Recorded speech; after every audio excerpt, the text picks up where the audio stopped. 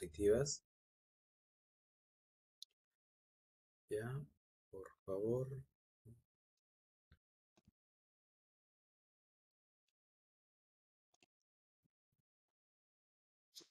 Me avisan cuando vean la diapositiva, por favor.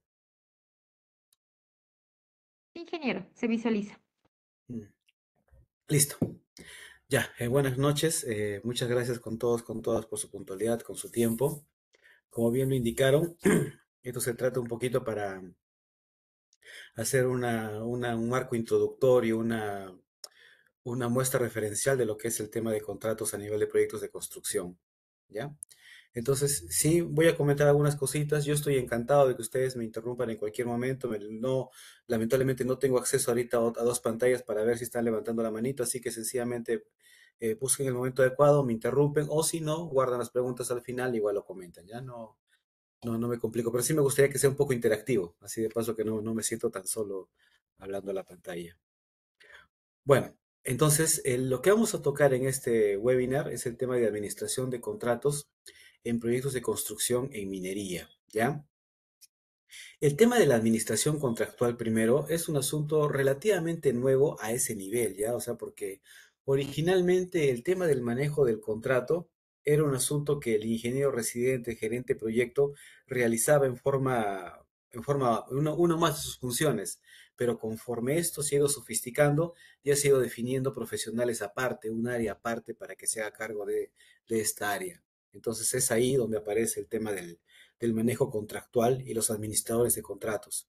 Me imagino que varias de las personas aquí presentes vienen de proyectos de construcción, ya sea en el ámbito urbano o en el ámbito de minería, ¿no? Donde eventualmente o desempeñan ustedes ese cargo o conocen personas que desempeñan ese cargo, ¿no? El tema de la administración contractual. Bueno, entonces, empezamos con un poquito el marco de ideas referente a esto, ¿no?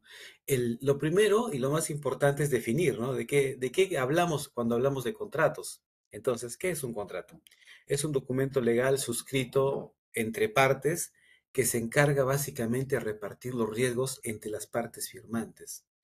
¿A qué me refiero con esto de repartir riesgos? Ustedes saben que al momento de relacionarse dos entes, normalmente un cliente y un proveedor, para que se entregue determinado producto, determinado servicio. Obviamente que para entregar ese producto o servicio existen riesgos. O sea, por ejemplo, si yo me comprometo a entregar una comida, ¿qué riesgos existen? De que se me queme la comida, de que al mozo, por ejemplo, se le caiga la comida, de que se me pase la sal, de que me corten la luz cuando estoy cocinando. Pueden pasar un montón de cosas.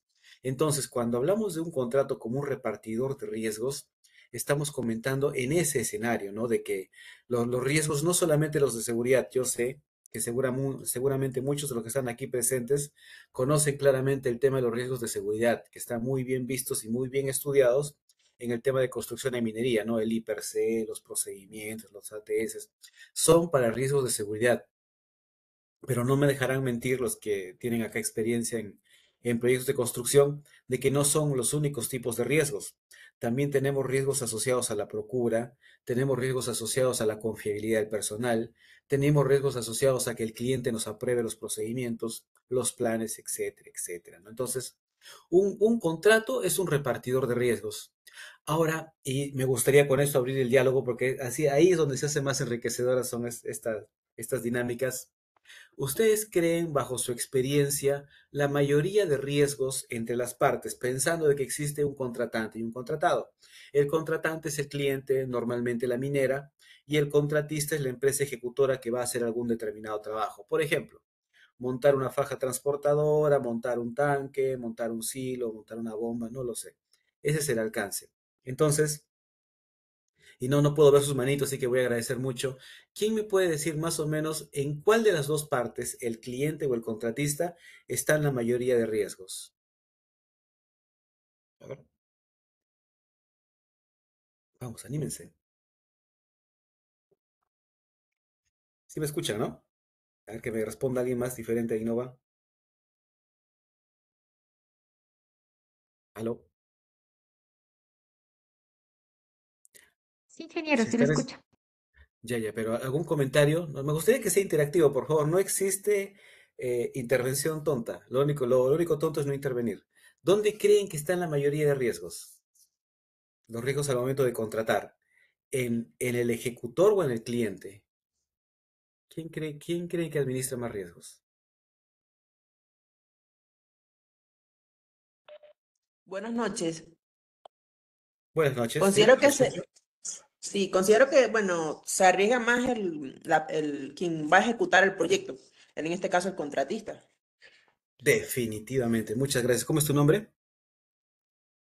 Andrea Díaz. Ya, un gusto, Andrea. Fernando nomás. Definitivamente. A ver, mira, vamos a hablar de un proyecto de construcción. Un proyecto de construcción es bien complejo por una serie de cosas. A ver, ¿qué riesgos tenemos?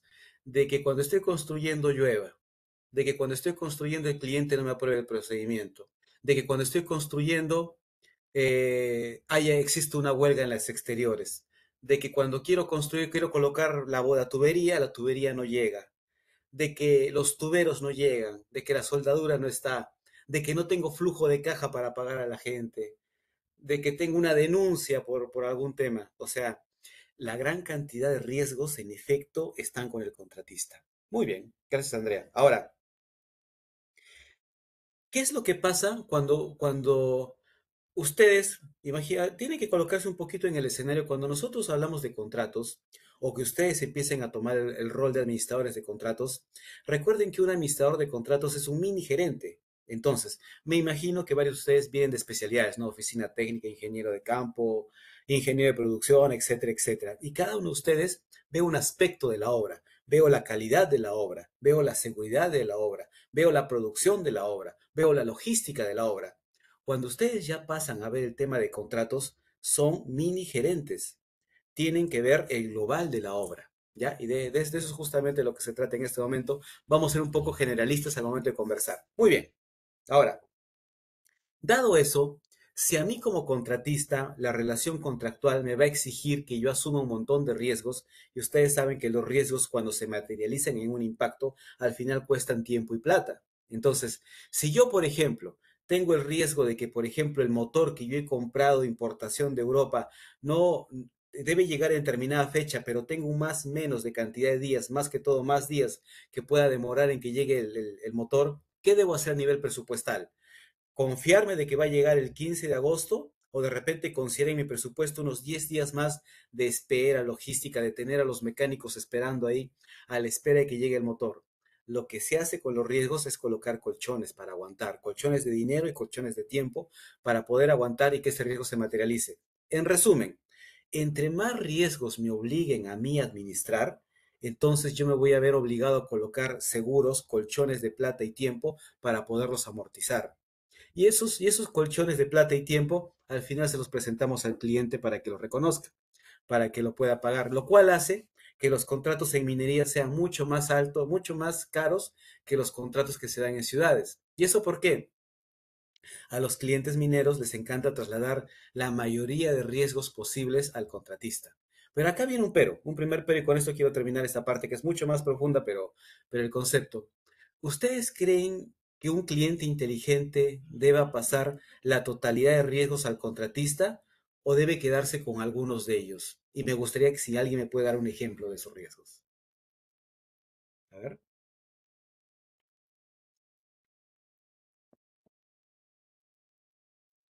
Ya esa es un poquito más complicada la pregunta, pero yo me voy a dar el gusto de comentárselas. Por ejemplo, a ver, ustedes saben que una de las partidas que tiene más incertidumbre, más riesgo, es el tema de la excavación. Cuando uno va a excavar en un terreno, no sabe si va a encontrar terreno suelto o va a encontrar terreno enrocado. Y los que son ingenieros civiles, tienen experiencia en excavación aquí presentes, no me dejarán mentir que la diferencia en avance y costo de excavar en terreno suelto versus excavar en terreno que esté de roca sólida es gigantesca. Entonces, ¿qué pasa si a ustedes, si a nosotros como contratistas, estoy asumiendo que la mayoría de los aquí presentes son contratistas, el enfoque como cliente es distinto? ¿Qué pasa si a mí como contratista me dicen, Fernando, quiero que me presupuestes el metro cúbico de excavación que está acá en terreno? Y yo voy a preguntar, yo te lo presupuesto, yo hago la chamba, no tengo ningún problema. Pero dime qué tipo de terreno es. No sé. No sé, haz calicatas, haz tu investigación, yo no sé qué tipo de terreno sea. Entonces, si a ustedes les dicen que presupuesten unos 10.000 metros cúbicos de excavación de un terreno que ustedes no conocen, ¿En qué escenario se colocarían? ¿Pensarían que es un terreno suelto, roca o mixto? A ver, una respuesta, por favor.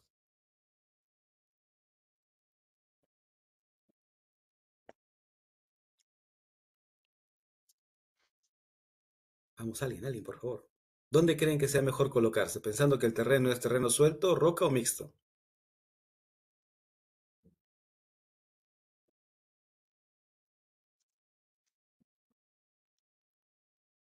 Si lo colocan como terreno suelto, el precio unitario sería muy barato.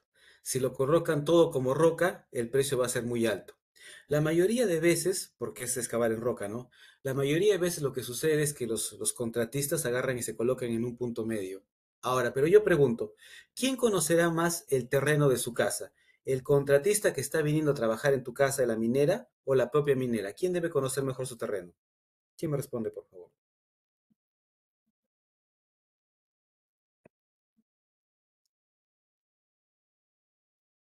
Vamos, esa es mucho más lógica. La propia minera. Claro, ahí está. ¿Quién quiere intervino, por favor? Ya, ingeniero. Priscila García. Ya, ¿qué tal? No, no puedo ver los nombres, por favor. Muchas gracias, Priscila. Claro, o sea, entonces, ¿cuál es el criterio cuando ustedes negocien un contrato o eventualmente vean un contrato? La repartición de riesgos, los riesgos deben distribuirse con respecto a quién puede gestionarlos mejor. Entonces, si yo soy la minera y conozco mi terreno, yo debo gestionar ese riesgo. Si la constructora en qué es experta en construir todos los riesgos inherentes a construcción, contratar personal, contratar equipos, rendimiento de equipos de construcción, lo debe administrar la constructora. Pero los riesgos que sean especializados de la minera los debo administrar yo. A ver, póngase un instante de que ustedes son los dueños de la mina. ¿Ustedes le dirían a la constructora que compre un molino SAC de última tecnología para moler el cobre? ¿O ustedes como mineros que conocen su negocio, quién está más capacitado para hacer esa compra a menor riesgo? ¿La constructora o ustedes como minera de un molino SAC, que es un molino especialista para el tema de minería? ¿Quién creen?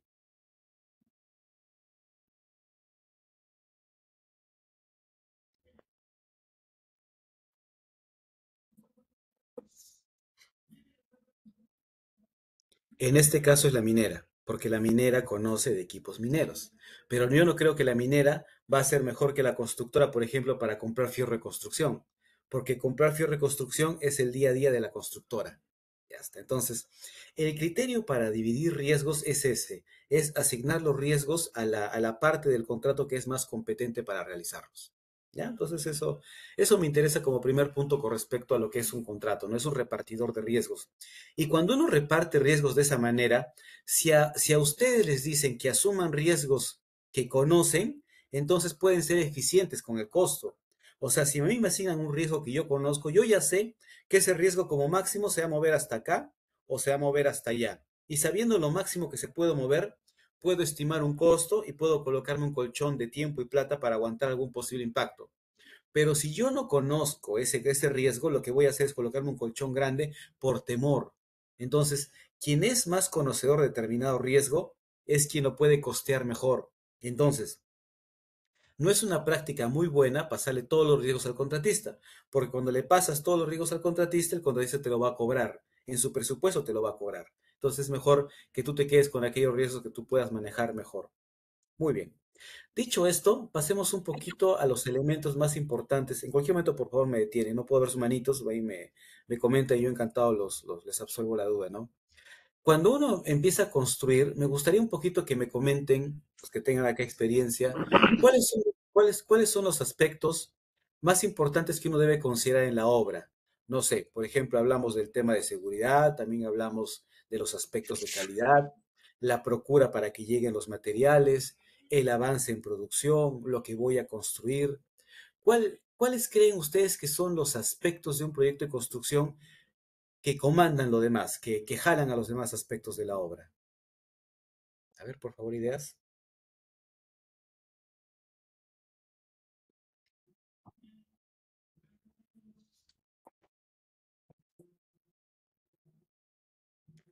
¿Algún comentario?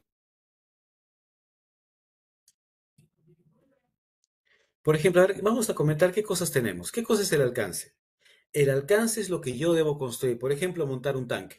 Es el aspecto posiblemente más importante, porque el cliente me está pagando porque yo monte un tanque. El alcance es montar un tanque. ¿Qué otro aspecto creen que ustedes es muy importante al momento de la obra? ¿Solamente que monte el tanque aunque me demore un mes o 10 años? ¿Cuál sería el otro aspecto importante?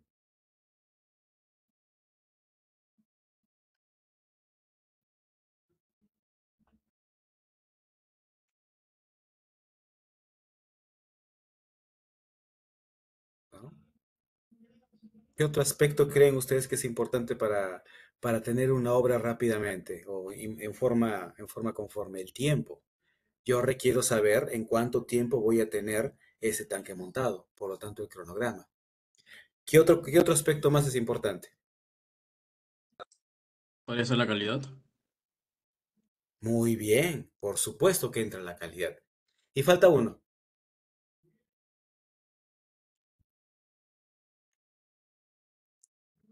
¿Estamos aquí por el amor al arte o por qué venimos a construir? Por el costo. El costo. Y ahí lo están viendo justamente en pantalla. Voy a colocar ahorita un puntero acá para que me puedan.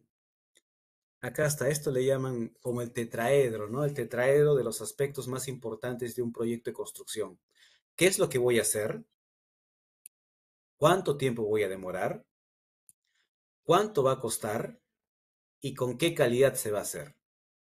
¿Ya? Esos son normalmente son los cuatro elementos más importantes de una obra. Y ahora les quiero comentar otra cosa más. Los contratos los analizan. El contrato que estamos conversando nosotros en este momento, que es un repartidor de riesgos, lo que trata es de balancear estos aspectos. Porque yo puedo tener una calidad altísima en lo que yo quiera, un tanque de acero inoxidable con válvulas importadas de muy buena marca, etcétera. Pero ¿qué pasa con el costo? Se me dispara. Yo, por ejemplo, quiero pedir que me monten el que pueden 24 horas. ¿Qué pasa con el costo? También se dispara y pueden generarse accidentes. Entonces, el contrato tiene que equilibrar esos riesgos para que sea lo más costo eficiente lo que nosotros estamos haciendo.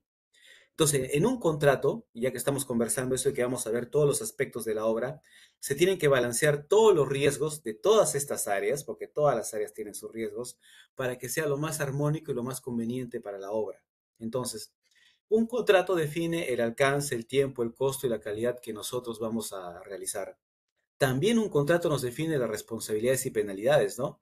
Ahí se indica claramente el cliente es responsable de qué y el contratista es responsable de qué.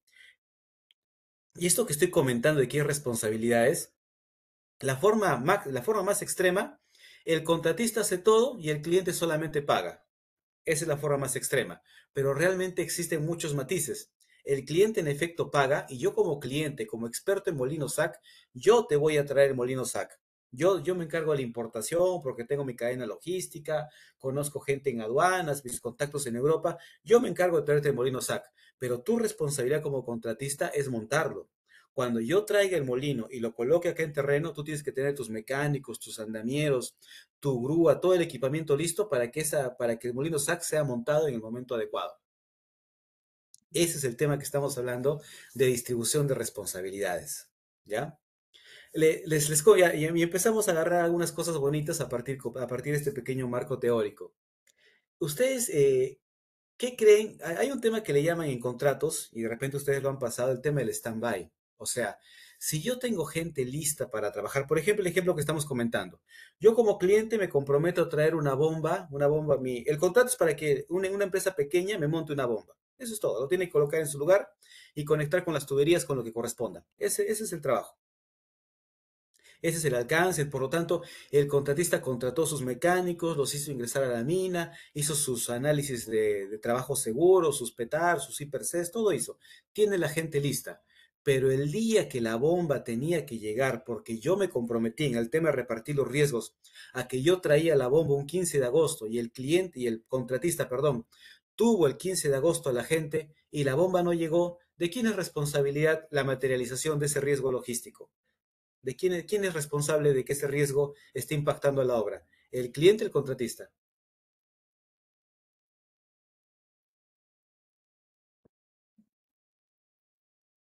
¿Podría ser el contratista? No. O sea, mira, regreso al escenario, ¿ah? En esta repartición de riesgos, yo soy la minera. Y yo le dije al contratista, el 15 de agosto yo como minera voy a traer una bomba de Estados Unidos que requiero para mi equipamiento. Ese es mi riesgo, es mi responsabilidad. Lo que estamos hablando acá justamente el tema de repartir responsabilidades. Yo como cliente me encargo de traer la bomba. Y tú como contratista, tu responsabilidad y por lo que te voy a pagar es porque tengas mecánicos de montaje, tengas una grúa y tengas el equipamiento para montar la bomba cuando yo la traiga.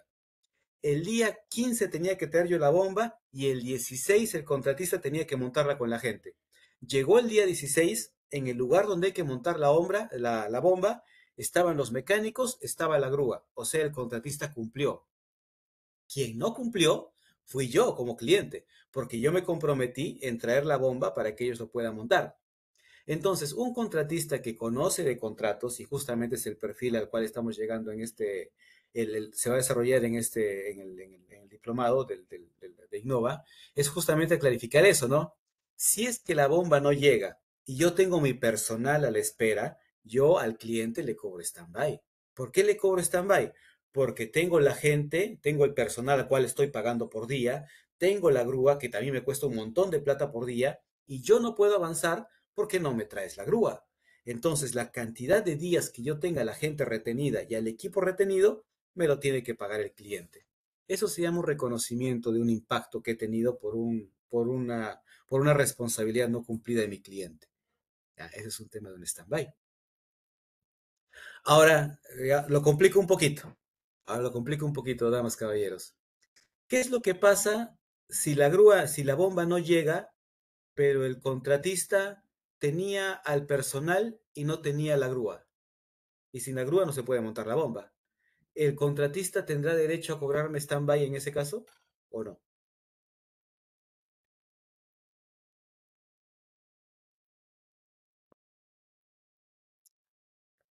Repito, la bomba tenía que llegar el día 15, el día 16 tenía que montar la empresa contratista con mecánicos y una grúa para agarrar la bomba y colocarla, ¿no? Porque es muy grande la bomba, ¿no?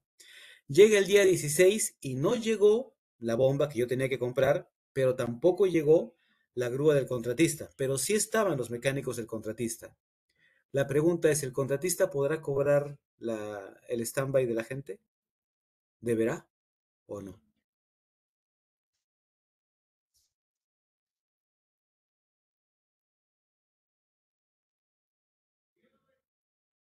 A ver, una opinión.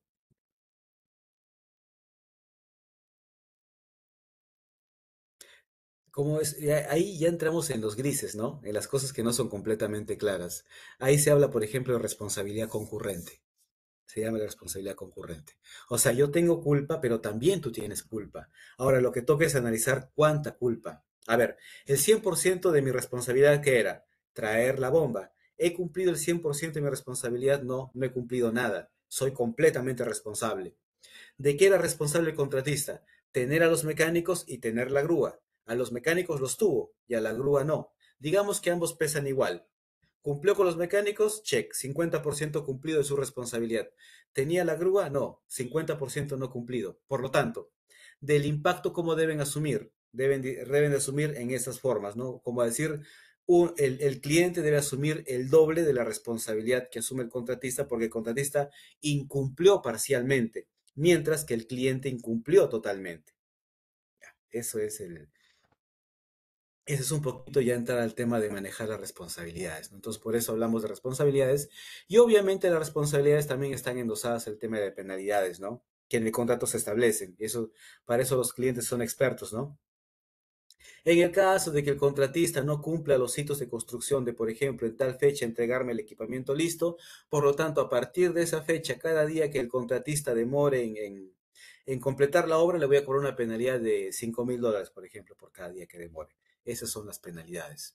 Y ojo, tengamos criterio siempre de que las penalidades, hay una sección del contrato que habla de penalidades normalmente, pero no solamente puede estar ahí. El contrato tiene que verse como un documento integral.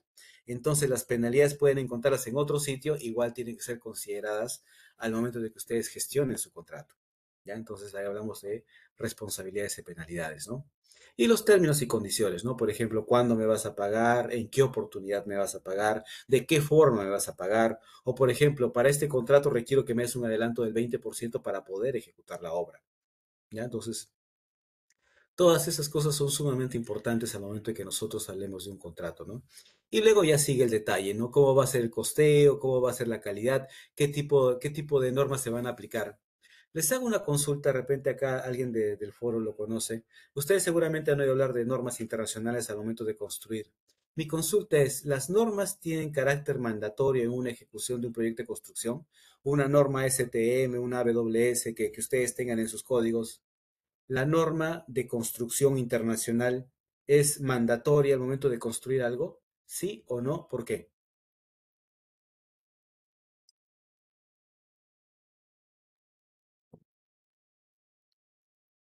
Un ingeniero civil con sus normas ASI.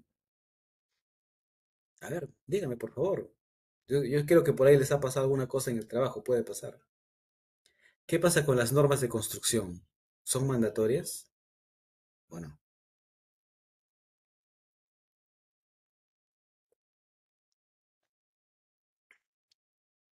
Edificaciones, a ver, ¿no? Primero.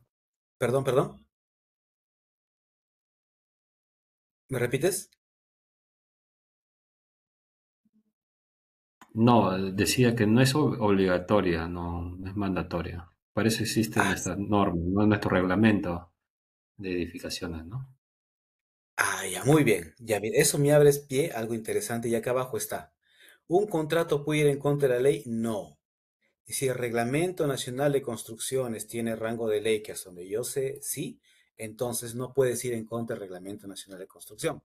Pero, en efecto, las normas internacionales en Perú no tienen rango de ley. ¿Dónde se vuelven mandatorias? Entonces, si una norma internacional no es mandatoria para un proyecto, ¿cómo la norma sí se vuelve mandatoria para el proyecto? Cuando el contrato la menciona. Si el contrato menciona determinada norma ASI, determinada norma STM, la norma se volvió mandatoria. Entonces tengamos mucho cuidado en lo que está escrito en el contrato. Y también, o sea, porque eso muchas veces pasa en terreno, ¿no? Que de pronto están construyendo y existe un vacío en la construcción o alguna cosa que no está regulada. Y la supervisión, me imagino con la mejor intención del mundo, dice, mira, yo tengo acá esta norma europea o esta norma americana en última edición que justamente aplica para este tema y empleemos esta norma. Si la aplicación de esa norma, en principio no estoy obligado, si en el contrato no está indicada, no estoy obligado a cumplirla. Ahora, si es importante aplicar esa norma, puede ser, pero si la aplicación de esa norma me representa un costo, por ejemplo, imagínense ustedes que en su plan de calidad colocaron que iban a hacer 3 ensayos de determinado de SLAM, por ejemplo, al tema del concreto, cada 50 metros cúbicos. Su compromiso era ese.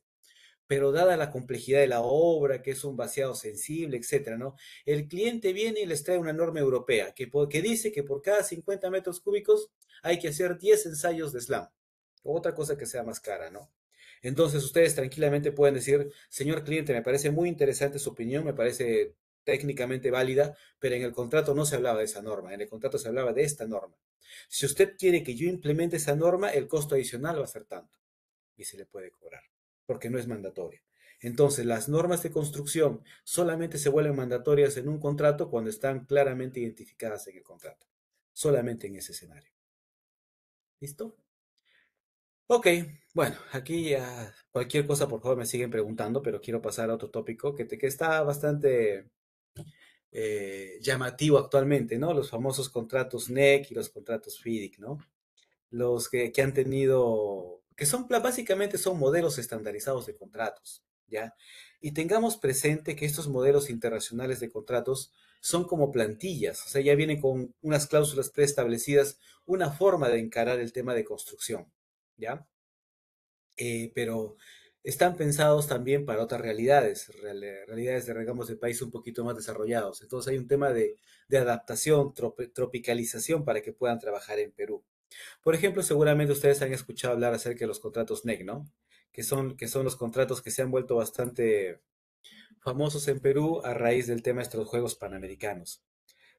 que sí, en efecto fueron un hito, ¿no? Y esos contratos tienen una filosofía muy interesante y de repente ahí me podrán entender un poquito mejor lo que hablo con respecto a adaptar a la cultura de cada lugar. Estos contratos tienen un enfoque de colaboración, mientras que los FIDIC, que son lo que mayormente conocemos, son los que mayormente han trabajado en el país, tienen una connotación un poco más confrontacional. O sea, en el NEC se busca todos en pos de que el proyecto salga bien. En cambio, en el FIDIC, eso también está, pero da pie a que uno pueda buscarse aprovechar del otro. Voy a explicar con un ejemplo. Mientras que en el contrato NEC, por ejemplo, coloco un ejemplo con el que va a quedar bastante claro. Si el contratista detecta, por ejemplo, cuando está construyendo, que el montar determinada estructura va a impedir que luego ingrese determinado equipo, entonces el contrato NEC lo alienta, le premia a que lo avise. Una alerta temprana le llaman a eso, ¿no? Mire, señor cliente, si yo hago el montaje como usted me está pidiendo, como la ingeniería manda, cuando venga el equipo no va a poder ingresar. Ay, y lo conversa con el cliente dice, tiene razón. Si hacemos eso que estaba puesto en el plan de construcción pactado o mi ingeniería decía, luego no se iba a poder. Por lo tanto, estás tu contratista apoyando para que el contrato no tenga esa ineficiencia. Entonces, se contabiliza ese beneficio. A raíz de que el contratista lo detectó, entonces no impactó en costo en tanto y no impactó en tiempo tanto. Y esos dos se convierten en un ahorro de $500,000. Ese ahorro al proyecto detectado por el contratista, luego se reparte al contratista por soporte al proyecto.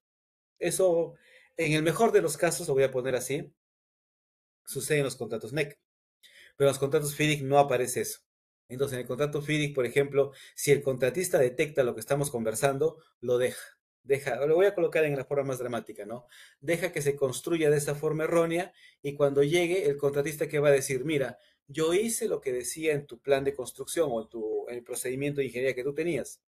Yo he montado tal cual y ahora cuando viene la bomba no la puedo ingresar. Por lo tanto, para que ingrese tengo que cortar, tengo que desarmar un adicional y te cobro el adicional. ¿Ya? Entonces, esa es entre otras cosas, la filosofía que trata los contratos NEC. Pero ¿qué es lo que sucede, no? Que como ya hemos comentado, requiere un poquito de cambio de chip de parte de nosotros, ¿no? O sea, ya empezar a trabajar en forma colaborativa, a no esconder información, a ser transparentes para estar en pos de la obra y que el proyecto salga de la forma más eficiente posible. Ya, ese es un poquito el aspecto cultural. De ahí ya podemos estar mucho más en detalle hacia abajo, ¿no? Que también son contratos que tienen una redacción más sencilla, supuestamente está redactado por ingenieros para ingenieros, y dicen que los contratos FIDIC tienen mucho componente legal, etcétera, etcétera, etcétera. Pero bueno, actualmente en el país mayormente se trabaja a partir de contratos FIDIC adaptados a la realidad y los contratos NEC están ingresando con fuerza. Pero acá en ambos contratos hay un aspecto bien, bien bonito e interesante que a mí me agrada, que me es válido. Los contratos privilegian una de estas áreas, porque se darán cuenta, a ver, les pregunto, si yo quiero un trabajo rápido, ¿el hecho de que sea rápido protege la calidad o la pone en riesgo? ¿Quién me Lo responde, pone por en favor? riesgo. Así es, exactamente. Claro, o sea, si me dan poco tiempo para hacer las pruebas, si me dan poco tiempo para inspeccionar, se pone en riesgo la calidad de la obra. Y los contratos, como ya hemos venido comentando, balancean los riesgos, hacen equilibrio con los componentes que estamos conversando acá. Y al hacer equilibrio, forzosamente y lamentablemente, se privilegia uno en desmedro del otro. Por ejemplo, y les comento un poquito lo que pasó en los Juegos Panamericanos. O sea, el asunto era bien complicado, teníamos poco tiempo para llegar a la fecha, para variar, por nuestra idiosincrasia peruana, por los temas de gobierno, lo que ustedes quieran, la obra no avanzaba.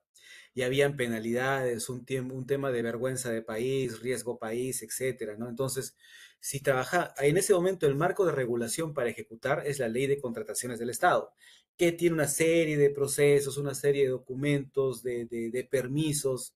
Si trabajábamos con la Ley de Contrataciones del Estado tal cual como estaba para hacer los panamericanos, no llegábamos a la fecha.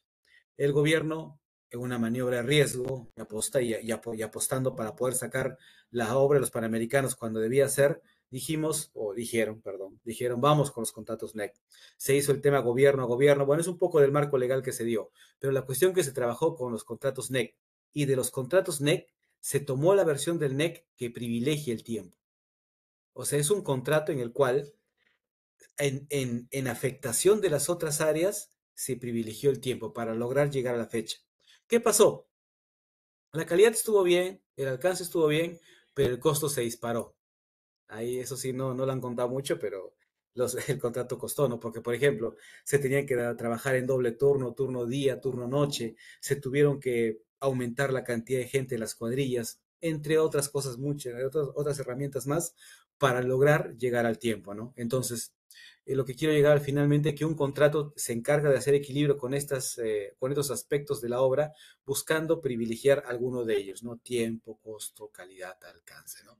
Dependiendo de qué cosa nosotros estemos conversando.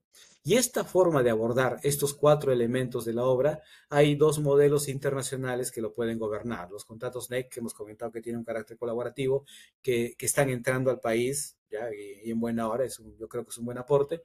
Y los contratos FIDI que siempre han existido, ¿no? Muy bien. También habíamos comentado este aspecto sumamente importante, ¿no? El hecho de que no se mencione una ley en un contrato no lo deslegitima. O sea, por ejemplo, de repente ustedes han visto que los registros de una obra de construcción deben conservarse por 5 años. Y el hecho de que eso se deba conservar por 5 años no es que se lo hayan inventado al momento de hacer un contrato, ni que aparezca de contrato en contrato sencillamente porque es un copy-paste, sino porque el Código Civil establece eso. Un contratista es responsable por defectos de construcción hasta 5 años después de la fecha en la que entrega la obra. ¿Y cómo demuestras tú que construiste de la forma correcta? Conservando tus registros de calidad, por ejemplo. Entonces, por eso debes conservarlos 5 años. Y se conserva 5 años, ¿por qué? Porque la ley exige que se conserve 5 años. ¿Ya? Entonces, el hecho de que una cláusula no esté mencionada en un contrato, ni siquiera es necesario que esté, porque ya está flotando en el ambiente, ¿no? Es un tema de legislación. ¿Ya? Correcto. Entonces, eso quería comentarles por ahí, ¿no? También seguramente a ustedes les ha pasado que les ha llegado órdenes de compra y contratos, ¿no? Les pregunto, ¿una orden de compra es lo mismo que un contrato? ¿Alguno de ustedes ha ejecutado una obra solamente con orden de compra o solamente con contrato? ¿Quién me responde, por favor? Sí es igual que un contrato, pero no tiene muchos complementos, ¿no? Como cláusulas. Es, Pero sí equivale sí, sí así. equivale, Es, tiene Es un, do- equivalencia. es está un vinculado documento. a un contrato, porque determina los precios y los términos ahí. Claro, a ver, ¿qué es lo que sucede? El contrato es más sólido legalmente, ¿no? Porque se supone que hay representantes legales de ambas partes que han firmado comprometiéndose, ¿no? A veces las órdenes de compra las envían en estos términos, me corrigen por favor. El cliente te envía la orden de compra y dice, si el contratista no da ningún comentario en contra, en 24 horas se da por aceptada. O te piden favor enviar la orden de compra firmada. Y mayormente las órdenes de compra tienen en efecto, no tienen muchas cláusulas, pero ya son fijas. Se puede negociar, ¿eh? Todo se puede negociar. Hasta las órdenes de compra se pueden negociar. Sí, tienen valor similar, pero jurídicamente es más sólido un contrato siempre. Ahora, dependiendo del poder de negociación que tengamos y también la situación particular con cada cliente, se negocian las cláusulas, ¿no? Es peligroso, creo yo, cuando somos contratistas, que sencillamente firmemos con buena fe el documento que nos dan. Lo natural es revisarlo, identificar los riesgos. Les coloco un ejemplo bien peligroso, muy peligroso. Eh, por ejemplo, hay un tema en el cual se dice el tema esto de lucro cesante. Y el contratista, por incumplimiento, si el contratista incumple, por ejemplo, vemos el tema del montaje de la bomba. Estamos en una parada de una mina. Ustedes saben que una parada de la mina es por un mantenimiento mayor, que tienen que repararse un montón de cosas por aquí, por aquí, por allá, correcto. Y ustedes como contratista, un contratista mediana, pequeña, les han dado el montaje de una bomba que tiene que ver con el tema del chancador, que es un aspecto importante, ¿no? Un chancador secundario, por ejemplo, de la mina, ¿no? Un componente crítico de la mina, con el cual la mina funciona, entre otras muchas reparaciones. Entonces, les ponen ahí y el incumplimiento del contratista con su alcance, dependiendo del impacto que tenga, lo hará responsable del lucro cesante, ¿no? Y a veces uno puede, los ingenieros no sabemos lo que es lucro cesante y no nos asesoramos o no tenemos un departamento legal, pero bueno, les comento que es lucro cesante, ¿no? Lucro cesante es el impacto, no es el costo del equipo, ¿no? Porque la bomba puede costar $100,000. Ya, ese no es no es ese lucro cesante. Lucro cesante significa, esa bomba, como no funcionó, como no la trajiste tú contratista a la mina, no la colocaste cuando debías colocar, por lo tanto llegó un día después, por lo tanto mi planta arrancó un día después. ¿Y el cliente qué te va a decir? ¿Usted, señor contratista, tiene idea de cuánto cobre yo produzco en un día? Y te va a sacar una factura millonaria. Esa cantidad de cobre en ese día que yo no he trabajado porque usted no me trajo la bomba es mi lucro cesante y usted me lo tiene que pagar. Mandan a la quiebra a la empresa, ¿no? Bueno, es un contrato leonino, muy peligroso, y hay atenuantes, ya uno llega a un arbitraje, un juicio, el juez tiene que decirnos, o sea, como una empresa tan pequeña, para hacer un trabajo tan puntual como colocar una bomba, tú minera le vas a querer cobrar el lucro cesante por un día de trabajo que no has podido producir porque no colocó la bomba, ¿no? Ya es un atenuante, pero realmente el contratista nunca debió aceptar ese contrato, ¿no? O sea, como contratista yo respondo, ya, si al final te fallé con la bomba, ya te respondo por el 50% del precio de la bomba o una cantidad similar, algo razonable. Si mi contrato es por $100,000, ya mi penalidad que sea en extremo por $100,000 y quedo complicado por eso. Pero no me vas a cobrar, pues voy a colocar un número que no tengo ni idea si sea real o no, los $10 millones que tú has perdido porque ese día no produjiste cobre por tu lucro cesante. Entonces ese es tengamos mucho cuidado, ¿no? Y a veces no lo conocemos como ingenieros o técnicos. Eso es lucro cesante. O sea, puede decir, hay muchas formas de decirlo, ¿no? Y el contratista, en función de su responsabilidad, será responsable por lucro cesante. Muy peligroso. El ejemplo típico más sencillo es con el taxista, ¿no? O sea, a ver, ustedes están con su carrito, chocan a un taxista y le tienen que reparar el daño al taxista, ¿no? Eso es la abolladura, la lata que han chancado y eso cuesta, no sé, 500 soles, ¿no?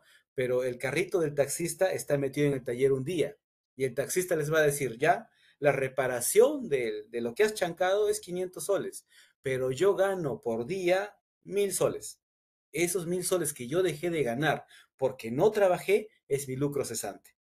Entonces, ahora ustedes, en la función, de acuerdo al contrato que ustedes tengan una idea más o menos de cuánto es el lucro cesante que impactarían al cliente si es que ustedes no cumplen con lo suyo.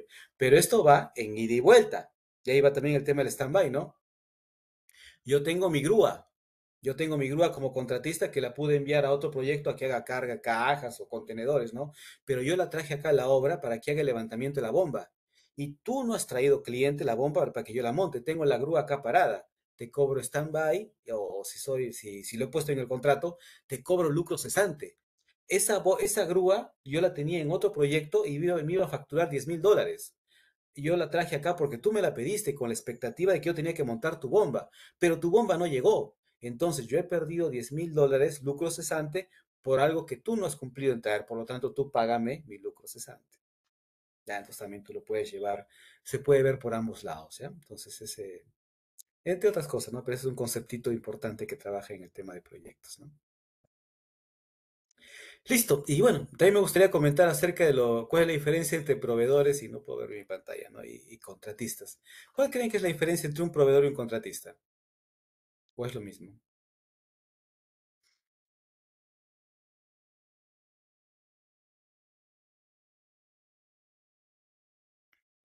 Muchas veces se dice que el proveedor trabaja con orden de compra y el contratista trabaja con contrato. ¿Por qué el proveedor? Pues el proveedor es el que entrega un producto hecho. Por ejemplo, yo vendo cemento, por ejemplo, yo vendo fierro, por ejemplo, yo vendo pernos. Entonces, soy un proveedor. Y en cambio, un contratista es alguien que viene in-house, viene a tu obra, a tu proyecto, a tu mina, a construir determinada cosa, ¿no? Esa es la diferencia. Y normalmente el proveedor está asociado a las órdenes de compra porque son más genéricas, son productos más estándar, y el contratista al contrato porque es más preparado adecuadamente para la particularidad en sí del proyecto que nosotros tengamos que ver. ¿Hasta acá alguna duda, algún comentario, por favor? Quiero pasar diapositiva. Entiendo que no. Espero. Miren, en esta imagen aparentemente tan simple, podemos analizar varias cosas en base a la poquita teoría que hemos visto en la diapositiva anterior. Se ve, ¿no? Ha cambiado una señora que le vende a un señor una torta. ¿Se está viendo? ¿Me confirman, por favor? Sí, sí, está viendo. Ingeniero. Ya, vamos a analizar en conjunto, ¿ya? Pero vamos a hacer algo tan simple, pero cuántas cosas de proyecto en efecto aplican acá y ustedes me dirán y lo analizaremos juntos, ¿no?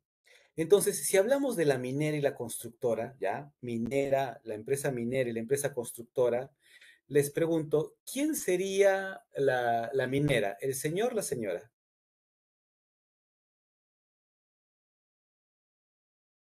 A ver.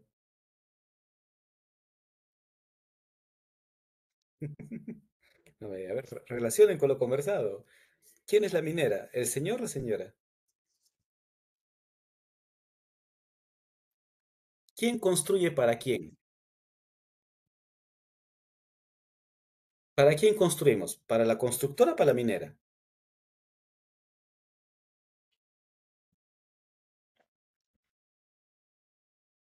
Vamos. Ingeniero, hay un comentario que indican el señor. Así por sí, muchas gracias. Sí, si me puedes comentar, te voy a agradecer porque no puedo ver los comentarios. Así es, o sea, el señor es el comprador, es el cliente. Y la señora es la constructora. ¿Y qué viene a ser la torta? El producto, lo que voy a construir. Muy bien. Ahora, eh, pero cuando uno quiere pedir una torta, las tortas no son, les pregunto, la torta a veces tú la puedes comprar genérica, pero muchas veces la pides en forma particular, ¿no? Como mínimo, quiero que tenga el nombre de mi hijito, quiero que sea de tres leches, quiero que tenga una decoración así, asá, ¿no? Entonces, en ese escenario tú estás dando características, ¿ya? Ahora, les hago una primera consulta respecto de esto. Esas características, yo como cliente, acá como el señor que está acá el señor, él es nuestro cliente y ella es la contratista. Entonces, nuestro cliente a la contratista le deberá dar las características claras del producto que quiere o podrá decirle a la contratista, señora contratista, quiero un pastel rico, quiero un pastel espectacular. O deberá decir, quiero un pastel de 2 pisos, que sea de azúcar rubia, que tenga crema chantilly, que tenga 4 pulgadas de bizcochuelo, etcétera. ¿Cómo creen que es mejor o correcto? ¿Decir quiero una torta rica, grande, sabrosa, o que dé características precisas del tipo de torta que quiere? ¿Quién me dice, por favor?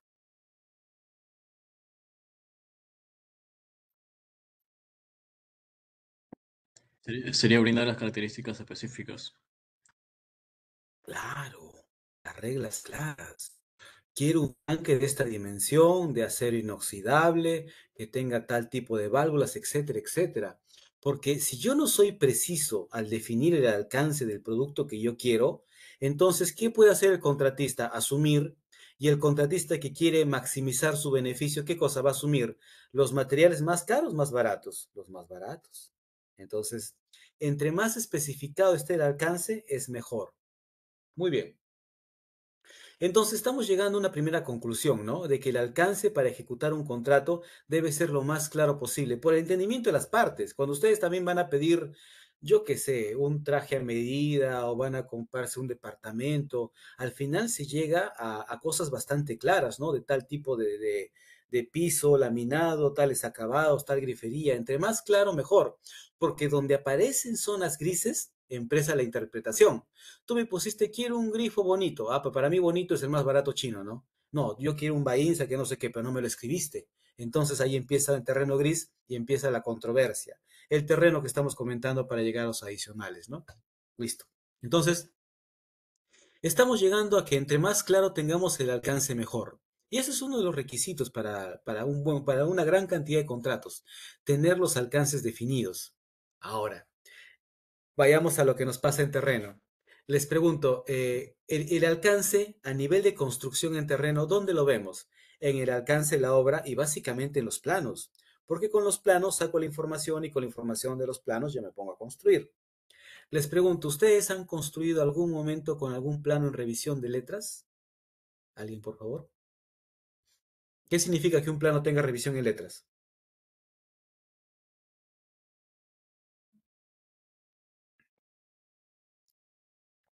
¿O no han construido con planos con revisión de letras?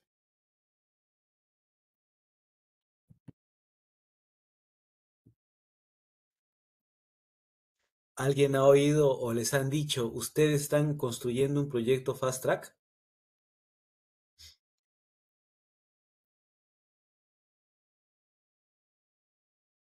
Ya, yo le respondo. Mucho de lo que se construye actualmente es fast track. O sea, no se ha terminado de madurar la ingeniería, por eso está en letras. O sea, hay una convención, ¿no? De que cuando la ingeniería está en revisión numérica o hacia arriba, ya hablamos de ingeniería cuajada, madura, sólida. Pero cuando la ingeniería está en letras, estaba todavía en evolución. Pero como estamos contra el tiempo para sacar la obra, te entregan la ingeniería inmadura. La ingeniería inmadura es en el equivalente a lo que estamos viendo en pantalla. Quiero una torta de chantilly. ¿Cuánto de chantilly? Todavía no lo tengo claro. Y esa imprecisión abre paso para que puedan aparecer los adicionales, las diferencias de opinión. Muy bien. Ese tipo de cuando nosotros cuando tenemos el alcance claro de lo que queremos, quiero un tanque de tales dimensiones, de acero inoxidable, con tales accesorios, que se va a montar en tal lugar, va a estar empernado, se va a soldar en terreno, etcétera, etcétera, todo completamente definido. Si está todo completamente definido, ¿ustedes creen, dónde creen que es más fácil que yo le diga a un contratista, dame un precio? Cuando le digo las características exactas de lo que quiero o cuando tengo imprecisiones todavía. Mira que la ingeniería no la tengo completamente clara, yo no sé ahorita si es que requiere un tanque de acero inoxidable o un tanque de acero al carbono. ¿En cuál escenario creen ustedes que el contratista al momento de presupuestarme, porque al final todo va a llegar a dinero, en qué momento ustedes, en qué escenario creen que el contratista me va a poder dar un número más exacto? ¿Cuando le dé características claras o cuando le dé todavía cosas imprecisas?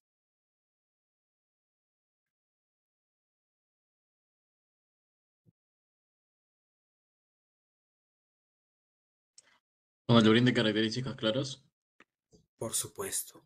Cuando le doy características, si yo quiero si entre más claro, mejora. Es un contrato con un alcance claro, debería ser el que menos problemas te dé, ya sea como contratista como ejecutor. Quiero esto de tal marca, hasta marca puedes poner, ¿ah? Quiero este tanque de este acero de tal marca, estas tuberías, estos accesorios, etcétera, etcétera, con estos metrados, súper claro, el contratista no tiene margen de error. Yo te dije exactamente lo que quería, que tú no lo hayas traído el responsable y te voy a cobrar penalidades asociadas. Dame un número, tu número es competitivo, me voy contigo. Es correcto. Ahora, el hecho de que nosotros, pónganse en el escenario que ustedes son clientes, ¿no? El hecho de que nosotros querramos ser así de claros, o sea, tener tan clara la ingeniería, lamentablemente no es un asunto de un día para otro, demora un tiempo. Muy bien. Entonces, estamos comentando que los contratos, cuando se tiene el alcance sumamente claro, se le llama contratos a suma alzada. El señor cliente le dice a la contratista, quiero una torta de 2 pisos de chantilly de 40 centímetros el piso de abajo, 30 centímetros el piso de arriba, 2 velitas de cera de que diga el número 10, que diga feliz cumpleaños Diego, que tenga chantilly con tal porcentaje de azúcar, completamente claro. Pero generar ese alcance tan definido a él le demoró, no sé, un día, por ejemplo. ¿Listo? En ese caso, cuando le das tú el alcance tan claro, ella te dice, listo, mi suma alzada es 100 soles. Y ya está, cerrado. Suma alzada significa que según lo que tú me estás indicando, yo te voy a cobrar 100 soles. Si al final yo me demoro más porque gasté más azúcar, más corriente, por el tema de que estuvo más tiempo el pastel metido en el horno, ya es mi problema. Ya di un suma alzada. Ya me comprometí con un número. Por eso se llama suma alzada. ¿Listo? Ya. Entonces, ¿cuándo empleamos un contrato de suma alzada que estamos conversando? Cuando el cliente tiene tiempo, desarrolla su ingeniería lo más completa posible y le entrega al contratista un detalle muy claro de lo que él quiere, para que le pueda dar un precio. Pero ¿qué es lo que está pasando? Nos tenemos un problema de tiempo. O sea, requerimos un poco de tiempo. Listo. Ahora, otro escenario, para que vean cómo se abre el universo de los contratos. Ustedes son la minera. Ustedes son encargados de la parte de operaciones, o sea, la mina no debe parar para que siga produciendo y ganando plata finalmente los accionistas. Y en ese instante, pues agarra y una bomba se les malogra y una tubería se les desacopla y una soldadura también por una tubería por allá se abre y la planta se detuvo. ¿Ya? Entonces, hay tres cosas, ¿no? La bomba se malogró, no sabes cómo, se desacopló, no sabes cómo, se rompió la tubería por allá y no sabes, y cuatro o cinco cositas más. Les pregunto, en ese instante, ¿habrá tiempo? Oye, área de ingeniería, ven, analízame los esfuerzos, por qué se abrió, área de mantenimiento, vengan, investiguen por qué se rompió este perno de la bomba y saltó el eje, área de estructuras, venga y revise y deme un informe completo, por qué falló el soporte. Y cuando me den el informe y yo tenga claro, ya se va a requerir un perno de tantos, una soldadura de este tipo de electrodo, y se va a requerir este tipo de soporte para corregir. O sea, todo clarísimo, con normas, con dimensiones, con planos de fabricación. Y cuando lo tenga todo completamente claro, voy a salir al mercado, a hacer una licitación, a ver qué empresas pueden hacerme esos trabajos. Hasta ese momento pasó una semana, ¿no? ¿Y ustedes creen que Operaciones Mina o los accionistas nos van a esperar? No nos van a esperar. ¿Qué creen que podríamos hacer en ese momento? A ver, si hemos dicho, ¿no? Un contrato suma alzada es cuando tengo las cosas clarísimas. Acá está lo que quiero, marca, precio, cantidad, dame un precio. Eso es suma alzada. Pero cuando no tengo tiempo, ¿me tendré que seguir aferrando a un modelo contrato suma alzada o habrá otra solución? Y si hay otra solución, a ver quién me dice cómo se llama la solución del tipo de contrato que me ayude en ese caso. ¿Servirá un suma alzada o no? Primero,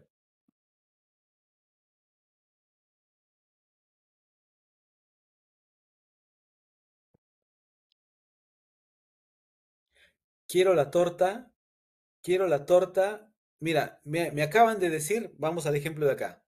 Me acaban de decir que mi ahijado es su cumpleaños hoy día y yo tenía que traer la torta y nunca vi el correo. Cuando voy a la señora, la contratista, para que me haga la torta, podré dar especificaciones, ni siquiera sé lo que el niño quiere. ¿Qué es lo que voy a decir? Deme lo que tenga. Y de repente no, ella no tiene la torta hecha, sino la va a fabricar la torta. Ella no tiene tortas en stock, las fabrica. Entonces, en el colmo de la desesperación, ¿qué harías? Señora, usted gaste lo que tenga que gastar en hacer la torta y del sabor que usted quiera, pero me la entrega en una hora. Entonces ella, sin riesgos de precio, va a comprar harina, azúcar, gelatina, fruta, lo que quiera, porque tú le vas a reembolsar lo que le cueste. La cuestión es el tiempo. Y te genera la torta y en una hora tú tienes tu torta y tú vas y le entregas a tu hijado según lo que te habías comprometido. Ese escenario que estamos conversando es el contrato de gastos reembolsables, donde al contratista le dices, mira, se me malogró la bomba, se malogró la soldadura, se rompió el soporte, tú eres un contratista metalmecánico que sabes de bombas, vente con tu gente, trae las herramientas que puedas y solucioname el tema. Y el contratista te va a decir, pero ¿y cuánto es el precio? Yo te voy a reembolsar. Tú preséntame las facturas de lo que vas a comprar, tú preséntame el costo de la hora hombre de tu gente que va a venir y yo te reembolso. Te reembolso lo que te ha costado y te coloco un honorario, ¿no? Del 10% por el hecho de que hayas venido tu ganancia, tu utilidad. Ese es un contrato de costos reembolsables, ¿no? Que se genera mayormente cuando tienes un tema de emergencia. ¿Ya? Hasta ahí espero me hayan entendido. Muy bien. Dicho esto, entonces, si ya sabemos que cuando el alcance está definido, el contratista puede darte un suma alzada, que es comprometerse con un precio para darte el producto, lo que tiene que construir. Y el costo reembolsable es cuando el alcance no está claro y el contratista sencillamente te presenta todo lo que le costó llegar hasta ahí y tú le tienes que devolver, le tienes que reembolsar. Les pregunto, ¿dónde habrá más riesgo para el contratista, para quien fabrica la torta, para quien construye? ¿Cuando toma un contrato a suma alzada o cuando toma un contrato a costos reembolsables? ¿Dónde creen que el contratista asume más riesgos?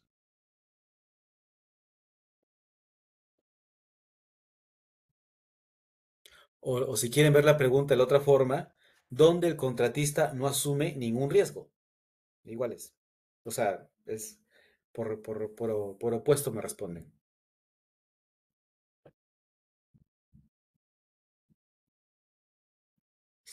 Los voy a ayudar con la respuesta, ¿ya? En el contrato de suma alzada, él dice, quiero una torta de 2 pisos, de abajo 40 centímetros, la de arriba de 30, quiero que sea de azúcar rubia y quiero que tenga, por ejemplo, ya, quiero que le ponga sal de maras, ya, una excentricidad, quiero una torta que tenga sal de maras. Y la contratista, todo lo demás conocía los precios, yo sé cuánto cuesta la harina, la chantilly, cuánto va a ingresar de azúcar, todo eso, pero yo no sé cuánto cuesta la sal de maras. Entonces, no tengo tiempo para cotizar. Ya, pero bueno, que cueste 100 soles. Ya, te doy un precio 100 soles. Cuando ya ella va a comprar sus ingredientes para fabricar la torta, todo le cuadra. Yo había pensado 20 soles para la harina, yo había pensado 5 soles para la chantilly, yo había pensado 8 soles para eso, y todo le cuadra bien. Cuando llega la sal de maras, que le había una sal de maras especial, le había pedido él, la sal de maras costaba solita 50 soles. Entonces ahí perdió. Agregándole los 50 soles a lo demás, su presupuesto salía, por ejemplo, 170 soles, por culpa de la sal de maras. ¿Y cuánto le iban a pagar? Solo 100. ¿Y con cuánto quedaba perdiendo? Con 70. Entonces, ¿qué es lo que pasa? Cuando hablamos de un contrato de suma alzada, el riesgo de precio, de que el precio no sea lo que se estimó, ¿quién asume ese riesgo de precio? ¿El cliente o el contratista en un contrato de suma alzada? Contratista. Así es, así es. El contratista asume el riesgo. Ah, otro riesgo más. Él le dice, mira, tú me tienes que entregar la torta sí o sí en 5 horas. Y si no me la entregas en 5 horas, por cada media hora que te demores, te voy a cobrar una penalidad de 10 soles.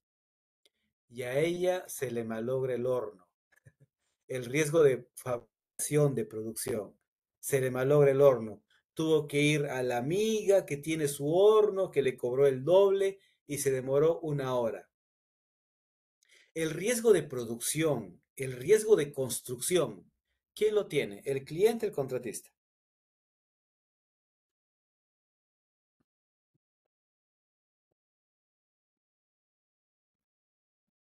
Vamos, vamos. ¿Quién tiene el riesgo de producción? ¿El cliente o el contratista?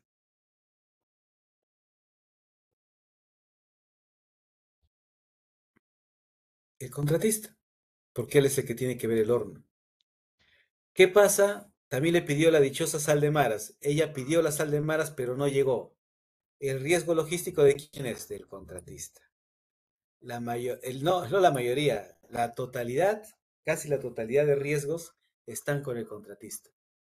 Ahora les pregunto, en el caso de costos reembolsables, ¿qué riesgo está con el contratista? Muy pocos. Los riesgos de precios, todos los riesgos de precios que son los más duros están con el cliente. ¿Por qué? Porque el cliente está obligado a reembolsarme lo que me cueste. Si a mí me costó la sal de maras $500,000, le digo, señor cliente, me costó $500,000, reembolseme. Entonces es un contrato muy conveniente para un contratista. Entonces, si ustedes alguna vez tienen la oportunidad de estar viendo un tema de presupuestación o están conversando de eso, un contrato como contratista a costos reembolsables tiene poco riesgo para ustedes. En cambio, ese contrato a nivel de cliente tiene un riesgo muy alto, porque el cliente no sabe cuánto le va a costar. Y si esa cosa, a ver, ahora, y quiero llegar a la parte todavía más complicada. Si estamos quedando de que el cliente le paga al contratista un porcentaje como honorario de lo que gaste, entonces el contratista, si es que sabe que le van a dar un porcentaje de ganancia, de utilidad de lo que gaste, está incentivado a gastar más o menos en la ejecución de su obra.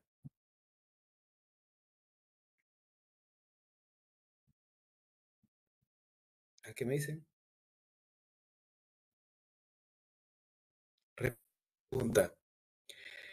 Si el, si el cliente le va, o sea, si el contratista, no sé, quiero ver cómo lo puedo reformular la pregunta.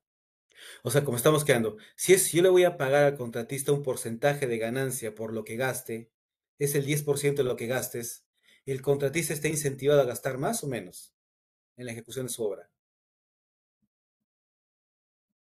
¿Qué le conviene al contratista? ¿Gastar más o gastar menos? Si le van a reembolsar. Gastar menos.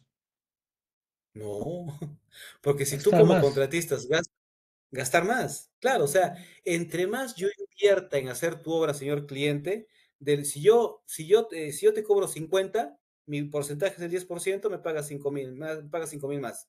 Pero si gasto 100 y es el 10%, me tienes que dar el 10%, porque el contrato lo establece así. Ya, entonces, un contrato a costos reembolsables es muy complicado como cliente. Pero ¿cuándo se usa? Cuando es emergencia. Tengo esta emergencia, la planta la tengo parada, tiene que funcionar mañana, ven ahorita mismo. Y tú como contratista, ¿qué le vas a decir? Conforme, yo voy, pero no voy por suma alzada, voy por costos reembolsables. Y ya está. Todo lo que gastes, el cliente te lo tiene que reponer y más lo que tú pactes como utilidad. Estamos pactando 10%, cerrado o no cerrado, ya 10%. Sobre lo que yo gaste, me pagas 10% para mí. El tema con los gastos reembolsables es que debes acreditar lo que has gastado, ¿no? Sacar las facturas de materiales, sacar las boletas de la gente, lo que ha trabajado esa cantidad de días, etcétera. O sea, no debes lucrar con lo que te ha costado hacer la obra. Solamente tú lucras con tu utilidad pactada. 5 o 10% lo que hayas quedado. ¿Ya está? Esos son los extremos.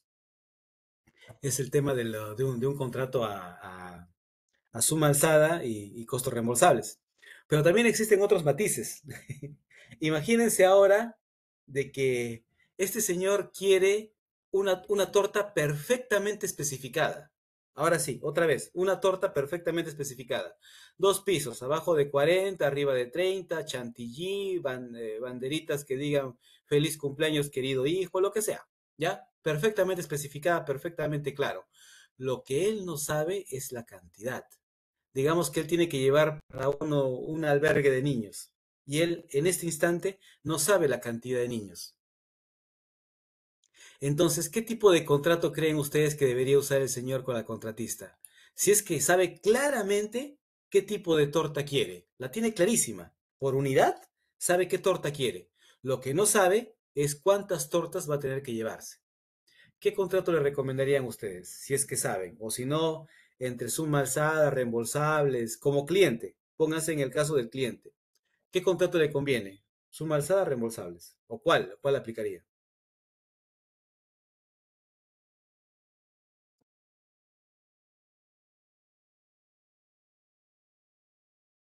¿El alcance está definido o no? ¿Quién me dice? En ese escenario.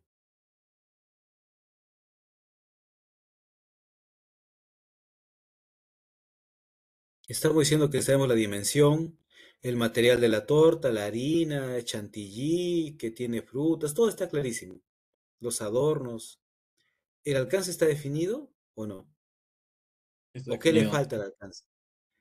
Claro, el alcance está definido como unidad, no como cantidad.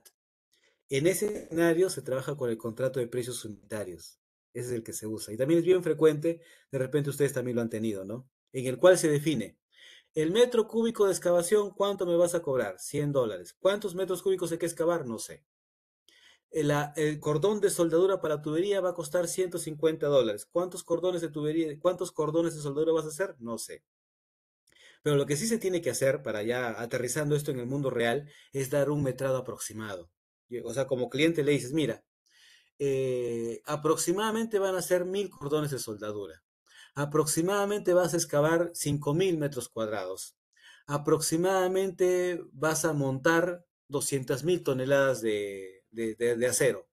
Dame tus precios unitarios. Ya está.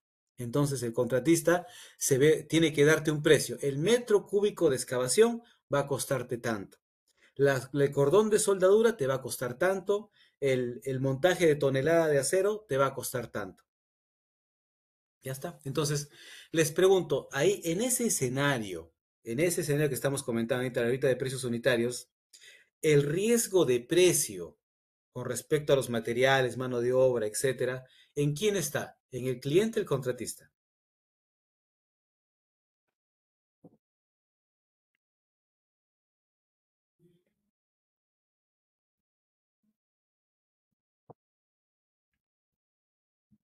El Vamos. cliente. No, el contratista. O sea, mira, metro cúbico de excavación, ¿no? Para excavar, primero hablemos de un metro cúbico de excavación. El cliente le dice, yo no sé la cantidad de metros cúbicos que me vas a excavar, pero como mínimo van a ser 1.000, por ejemplo. dame un precio unitario. ¿Cuánto me cobras por cada metro cúbico que me vas a excavar? Y tú analizas. Para excavar un metro cúbico requiero 2 lamperos, requiero media hora de excavadora, por ejemplo. No sé, ya los que son de producción lo saben eso mejor que yo. Entonces, la media hora de excavadora es el precio que tiene que tener el contratista. Digamos que cuesta $50. Y luego de los 2 lamperos, $10, $10. Es lo que ellos cobran. Entonces, independientemente a que se avance, no se avance, llueva o no llueva, cuando ellos logran hacer un metro cúbico de excavación, el contratista va a poder cobrar ese metro cúbico de excavación al cliente. Pero si para hacer esa excavación de ese metro cúbico realmente la excavadora demoró más de media hora, los trabajadores demoraron un día, ese riesgo de precio o sobreprecio se lo queda el contratista porque él es el que paga. El riesgo de precio sigue siendo del contratista, no ha cambiado, como precio unitario. El riesgo que se queda con el cliente es el riesgo de cantidad. ¿Por qué? Si el cliente les dice a ustedes, mira, quiero que me des el precio unitario por excavación y te digo que van a ser 1000 metros cúbicos. Entonces tú calculas, ¿no? Para 1000 metros cúbicos yo requiero una excavadora, y para eso compro la excavadora. Creo que sí me conviene comprar la excavadora, ¿no? Y prorrateo el precio de la excavadora durante 1000 metros cúbicos. Y digamos que ahí, y ese prorrateado de la excavadora lo coloco en cada metro cúbico, por lo tanto, al final de los 1000 metros cúbicos, la excavadora se pagó, ya se pagó por completo y la excavadora todavía puede seguir trabajando a posterior. Entonces, si se concluye los 1000 metros cúbicos, nada más y nada menos, entonces se pagó la excavadora y todos contentos.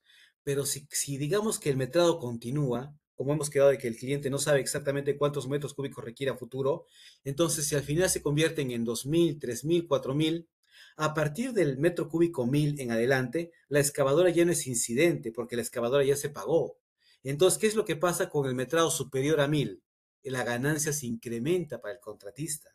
Entonces, y al cliente le va mal, porque tiene que seguir pagando por cada metro cúbico nuevo que viene, por lo tanto pierde más dinero y no puede negociar el precio porque ya pactó por el metro cúbico. Entonces, el riesgo, igual, el método de contrato por precios unitarios se parece mucho al suma alzada, porque tienes que dar un precio, solamente que en suma alzada das un precio por todo, das por los precios unitarios y por la cantidad.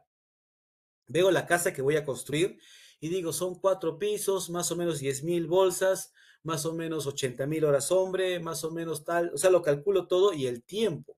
Y con eso me comprometo con una tarifa. En cambio, en precios unitarios te comprometes a la unidad. Por hacer un metro cúbico me va a costar tanto y mi ganancia ya está ahí. Entre mayor cantidad sea lo que voy a construir, más ganancia tengo yo. Entonces el riesgo de cantidad se queda con el cliente. Uno usa el contrato de precios unitarios que estamos comentando ahorita cuando tiene claridad lo que se va a hacer en la obra, pero no la cantidad. ¿Ya? En ese escenario se da. Voy a excavar, ¿cuánto? No sé, pero quiero el metro, pero tienes que tener un metrado referencial. ¿El metro cúbico cuánto? Voy a hacer montaje de super pesada estructura. ¿Cuántas? La tonelada van a ser como 20.000 toneladas. ¿Cuánto me cobras por cada tonelada de soldadura para trabajar? Perdón, por cada tonelada de montaje a ejecutar. Y de esa forma se obtiene ese dato. ¿Ya está? Entonces ya estamos llegando hasta ahí. Hasta ahí me están siguiendo. Entonces, ¿no? Tenemos esos escenarios, ¿no? Tenemos el escenario de el suma alzada que ya hemos comentado, el precios unitarios y el costo reembolsable, ¿ya? Pero eso que estamos comentando hasta ahorita, ¿qué es? Es la forma en la cual yo le pago al ejecutor por algún trabajo hecho. Se lo puedo pagar en forma suma alzada, se lo puedo pagar en forma reembolsable o se lo puedo pagar como precios unitarios. De acuerdo a lo que a mí más me convenga, de acuerdo a mi realidad. Cuando tengo el alcance completamente definido, suma alzada. Cuando debo arrancar un trabajo de emergencia, costos reembolsables.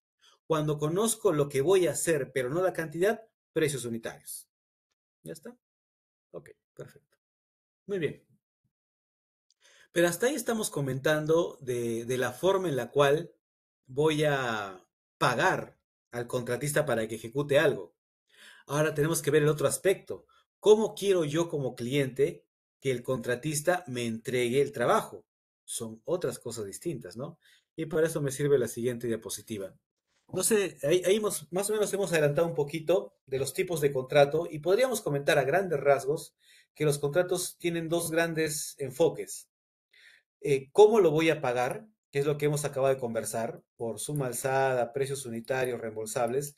No me quiero meter a tiempo y materiales todavía porque se parece a unitarios y eso yo lo voy a ver en el curso ya, pero es otra modalidad. E inclusive todos estos coexisten, ¿ah? En un contrato de ejecución de obra, no es que sea puramente suma alzada o puramente precios unitarios, ¿no? Puede ser mezclado, ¿no? Imagínense, a ver. Ustedes tienen que montar un tanque de tales dimensiones, o sea, el alcance es montar un tanque de dimensiones definidas, con soldadura, todo está clarito con el tanque. Entonces, cuando ustedes salen al mercado, dice, cotízame el montaje de este tanque y le dan toda la especificación. Con respecto al tanque, suma alzada. Pero no solamente quiero que coloques el tanque, sino también quiero que hagas la excavación para colocar la línea de alimentación al tanque. ¿Esa línea de alimentación de cuántos kilómetros es? No sé. Entonces, para el tanque lo tengo claro. Luego sé que voy a colocar una tubería, pero yo no sé la longitud que voy a requerir la tubería hasta la poza donde vaya a descargar el tanque. Si yo sé que voy a colocar una tubería de diámetro 10 pulgadas de acero al carbono, pero no sé la distancia, ¿qué tipo de contrato conviene según lo conversado? ¿Quién me dice? ¿Quién me está siguiendo? ¿Aló?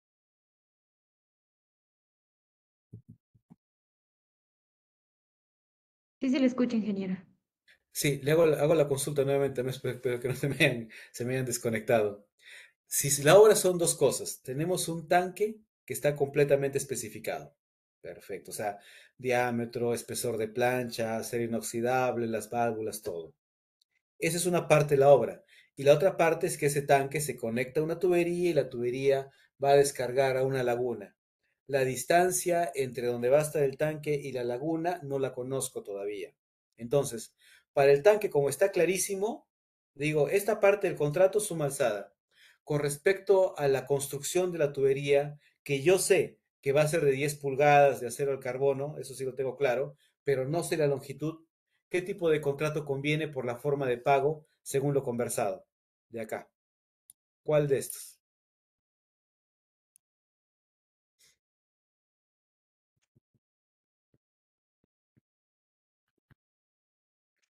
Precios unitarios. Exactamente. O sea, sé exactamente por unidad lo que quiero, pero no sé la cantidad. Usamos precios unitarios. Muchas gracias. Eso se trata. Y cuando estoy construyendo ya por ahí, ahora para completar el combo ya, tengo fecha de entrega. Tengo que entregar el 15 de diciembre y estoy avanzando bien, ¿ya? Y la penalidad por no entregar el 15 de diciembre es $10,000 por día, digamos. Pues digamos que es una multa ambiental, las multas ambientales son carísimas. Entonces tengo que entregar el 15. Y cuando estoy por llegar al 15, el tanque está bien avanzado, la tubería está perfecta. Hay una válvula sofisticada por ahí que yo no sabía que aparece en unos últimos planos y tengo que montarla. Y yo no soy experto en montar esa válvula especial que es importada. ¿Qué hago en ese caso? De repente hay una empresa especialista en Lima de esa válvula y no conozco la especificación, no la tengo. ¿Cómo traigo a la empresa? Con costos reembolsables. Vente, empresa especialista de Lima, ven acá, te voy a subcontratar con costos reembolsables para que me coloques esa válvula lo que te cueste. Porque si yo no entrego este trabajo el 15 de diciembre, la multa me mata. Y la multa va a ser mucho más cara que el sobreprecio que tú seguramente me vas a cobrar, porque ya sabemos que en costos reembolsables es muy conveniente al contratista, porque todos los riesgos se quedan conmigo. Entre más gaste el contratista, más va a ganar. No tiene incentivo para ahorrar. Entonces ya están viendo, ¿no? Mayormente funciona así.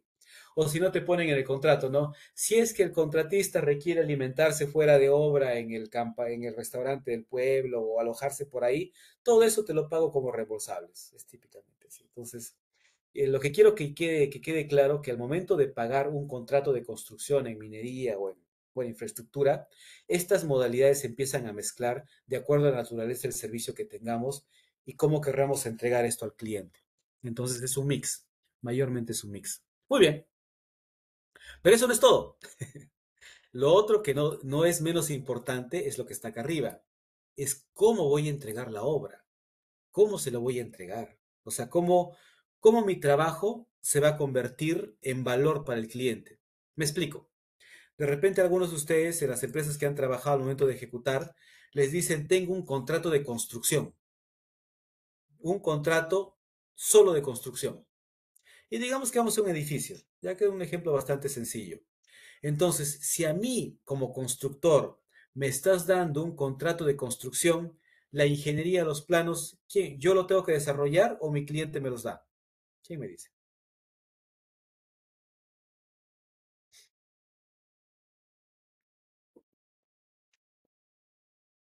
A ver. Si a mí me dicen, Fernando, no, tú eres una constructora, me vas a construir un edificio. Perfecto, yo lo construyo, le digo. La ingeniería, ¿quién la debe desarrollar? O sea, los planos, los cálculos. ¿La constructora o el cliente me la debe dar la ingeniería? Cliente. Así es, así es. ¿Por qué? Usted, señor cliente, me dijo constructor, contrato de constructor, soy constructor. Si usted coloca tonterías en el plano, es su problema. Bueno, uno se supone que por responsabilidad profesional debería alertar, ¿no? Acá no se debe colocar eso, todo eso, pero la responsabilidad por los errores de ingeniería es del cliente. Porque a mí usted me dio un contrato de construcción. Cuando una empresa tiene poca, o sea, muchas son constructoras básicamente, ¿no? Me dan la ingeniería y yo construyo. Correcto. Ese es o sea, es un contrato. Entonces, ¿qué puede pasar? Tú puedes agarrar y pactar con una contratista como cliente. Quiero que me construyas el tanque. Ya. Yo te voy a dar la ingeniería y con la ingeniería quiero que tú me des un suma alzada. Ya está. Entonces, ¿qué le estás diciendo al contratista? Señor contratista, quiero que usted me construya con esta ingeniería que yo le doy. Perfecto. Y con esta ingeniería, especificación técnica, alcance que yo le voy a dar completamente claro, usted me construye el tanque y quiero que me dé un precio. ¿Cómo? A suma alzada. Entonces están viendo que coexisten ambas cosas. ¿Cómo te voy a entregar el producto de mi contrato y cómo te lo voy a pagar? Muy bien, es una forma.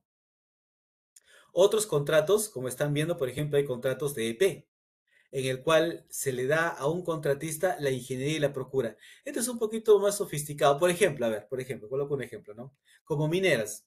Ustedes requieren, pues, una solución de ingeniería con un nuevo tipo de bomba. La bomba que tenían era muy antigua, no funciona bien, y se han enterado que en Europa hay otro tipo de bombas que son más eficientes, hacen lo mismo a menor costo, gastan menos energía. Entonces, ¿qué buscan? Una empresa que les haga la ingeniería y la procura. Esta empresa de ingeniería viene, analiza el problema, hace sus cálculos y dice, tú requieres este nuevo tipo de bomba y yo te la voy a comprar. Procura es como logística. Entonces yo me encargo de hacerte el diseño de la solución que tú requieres de bombeo para tu problema y yo me encargo de comprar los materiales. En ese caso me estoy comprometiendo a hacer la ingeniería y la procura y no el montaje. El montaje se lo darás a otra empresa como tú lo quieras ver. ¿Ya? Entonces es un contrato de ingeniería y procura. El primero se ve bastante, el segundo no tanto y el tercero también se ve bastante. Y de repente ustedes han oído hablar, ¿no? De los famosos contratos CPC, ¿no? Ingeniería, procura y construcción por sus siglas en inglés. En ese caso, tú le estás dando a un contratista todo por decir así, el paquete, el combo completo. Quiero que tú me desarrolles la ingeniería, hagas los planos, quiero que tú compres todo lo que se requiere y quiero que tú lo construyas. Eso es un contrato EPC. Un contrato EPC, por ejemplo, hablando en términos de edificios, ¿no? ¿Qué es lo que da el cliente en un contrato EPC? El cliente dice, da requisitos a alto nivel. El cliente dice, quiero un edificio de 5 pisos en mi área de terreno de 200 metros cuadrados, con acabados de primera, si lo quieres ver así, pintado en tal y tal color, o sea, no llega al detalle, no te va a decir, por ejemplo, quiero que le coloques fierro de 3/4, fierro de media, no va a llegar a ese detalle, solo te dice cosas genéricas, cosas de alcance amplio. A partir de esos requisitos básicos, la empresa que hace el EPC se dedica a desarrollar la ingeniería, o sea, ya llega a los planos, las dimensiones, tabiquería, el tipo de fierro, el espaciamiento, de las canastillas, etcétera, etcétera, etcétera. Una vez que termina la ingeniería, le pasa al cliente, el cliente le aprueba y con la ingeniería aprobada, el contratista empieza a comprar. ¿Qué requiero comprar? Un ascensor de repente, fierro, etcétera, etcétera. Y con las compras en proceso, ya empieza a construir. ¿Ya está? Entonces, ese es un contrato EPC.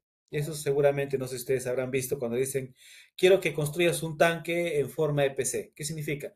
Que hace la ingeniería, la procura y la construcción. Y encima de eso, si ya lo tienes claro, puede ser también lo mismo, ¿no? Quiero un tanque en EPC y quiero pagártelo en suma alzada. ¿Ya está? Pero si la ingeniería no la tienes clara y no sabes realmente qué volumen vas a tener en tu tanque, o sea, vas a requerir un tanque, ya sabes que es un tanque, y le vas a dar al contratista la ingeniería, procura y construcción, pero todavía no sabes exactamente el volumen que requieres en ese tanque. No lo sabes. ¿Qué te convendría? Suma alzada, precios unitarios, costos reembolsables.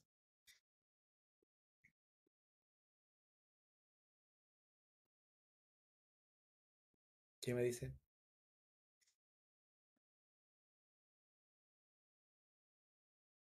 Cuando no sabemos la cantidad, ¿qué empleamos? Precios unitarios. Entonces podemos emplear un proyecto de EPC Ingeniería Procura Construcción de un tanque que trabaje con precios unitarios porque no conozco la cantidad. Ya está. Ahora, también existe el famoso contrato llave en mano. Llave en mano significa que se entrega funcionando. Y les voy a colocar un ejemplo bien interesante, ¿ya? Por ejemplo, en el EPC de una planta lechera, una planta cementera, lo que ustedes quieran, ¿ya? En el EPC significa, en base a tus requisitos, yo hago la ingeniería de la planta cementera, hago la procura para construir la planta cementera y te construyo la planta cementera. Una vez que está entregada, una vez que la planta está construida, el cliente dice, perfecto, funciona, tú le dices, no sé, porque eso significa, o sea, yo construí tal cual tú me lo pediste, pero la puesta en marcha, hacer que la instalación funcione, no es mi alcance. Ahí tú ya pasas a lo que es llave en mano, ¿no? Que es un contrato que significa ya la instalación funcionando. Ya la instalación funcionando, ya el personal capacitado, ya completamente energizado, ya completamente probado. Entonces, un contrato llave en mano es más caro que un contrato EPC. En el EPC haces la ingeniería, compras y construyes. ¿Funciona la planta? No tienes por qué saberlo. Tú has construido tal cual te lo pidieron. Pero cuando ya te dan un llave en mano, tienes que hacer esto y hacer la puesta en marcha para asegurarte que la planta funcione. ¿Listo? Y también existen los contratos más grandes todavía, ¿no? Los ingeniería, procura y gerenciamiento de la construcción, los EPCM.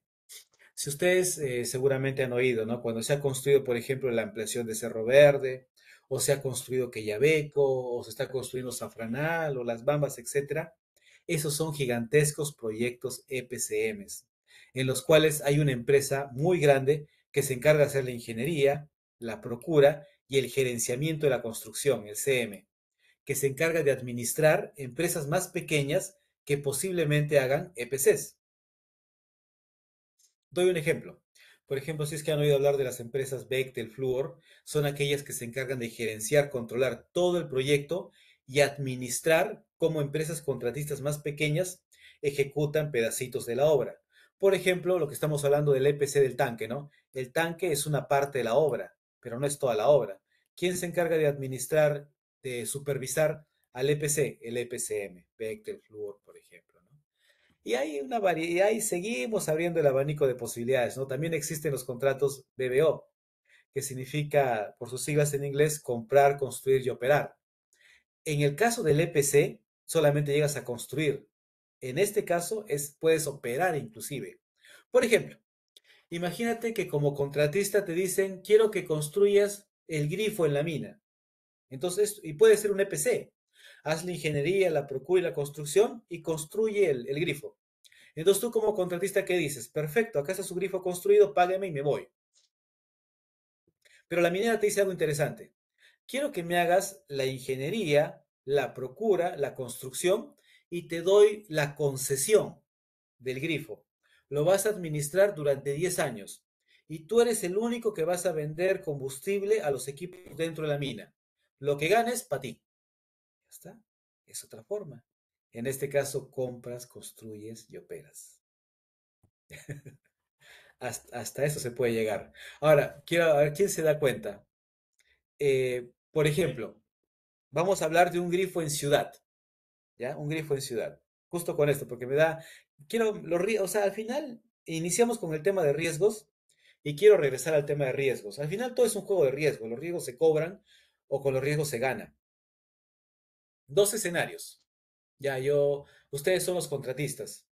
Les digo, quiero que construyan dos grifos colocados uno al frente del otro. Ya, aunque me sirve como ejemplo, para que las condiciones sean iguales. ¿Ya? A un grifo, yo como cliente les digo en EPC, tú haces la ingeniería, la procura y lo construyes. Y al grifo de al frente le digo, es un EPC, pero con operación. Y te lo doy por 5 años. En uno de los dos casos, en uno de los dos casos, el riesgo comercial le he pasado al contratista. Y en el otro no le he pasado al contratista. Repito el ejemplo. Dos grifos, uno al frente del otro por una calle del mismo sentido hacia abajo, pero dos carriles, ¿no? Entonces, las mismas posibilidades de captar clientes. En un caso, tiene que hacer el EPC, Ingeniería, Procura y Construcción del Grifo, y en el otro caso hace el EPC, pero también lo opera, y lo opera durante 5 años como propietario, y cobra pues lo que gane con la venta de combustible. La consulta es, ¿en cuál de los dos casos el cliente está pasando el riesgo comercial al contratista? ¿En el EPC o en el BBO?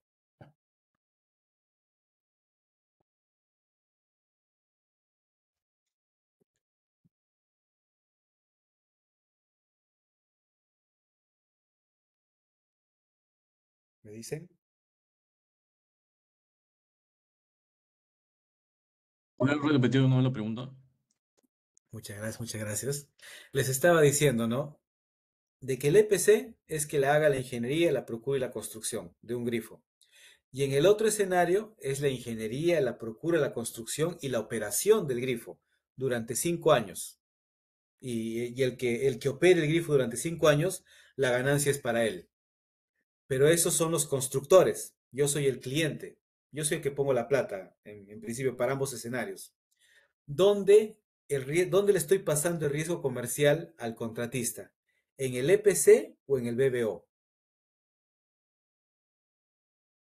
¿Cuál es el riesgo comercial? De que en efecto pueda vender o no combustible, porque digamos que vende muy bien y gana un montón de plata y recupera lo que invirtió, y en el otro escenario es que venda muy mal y no recupera su dinero.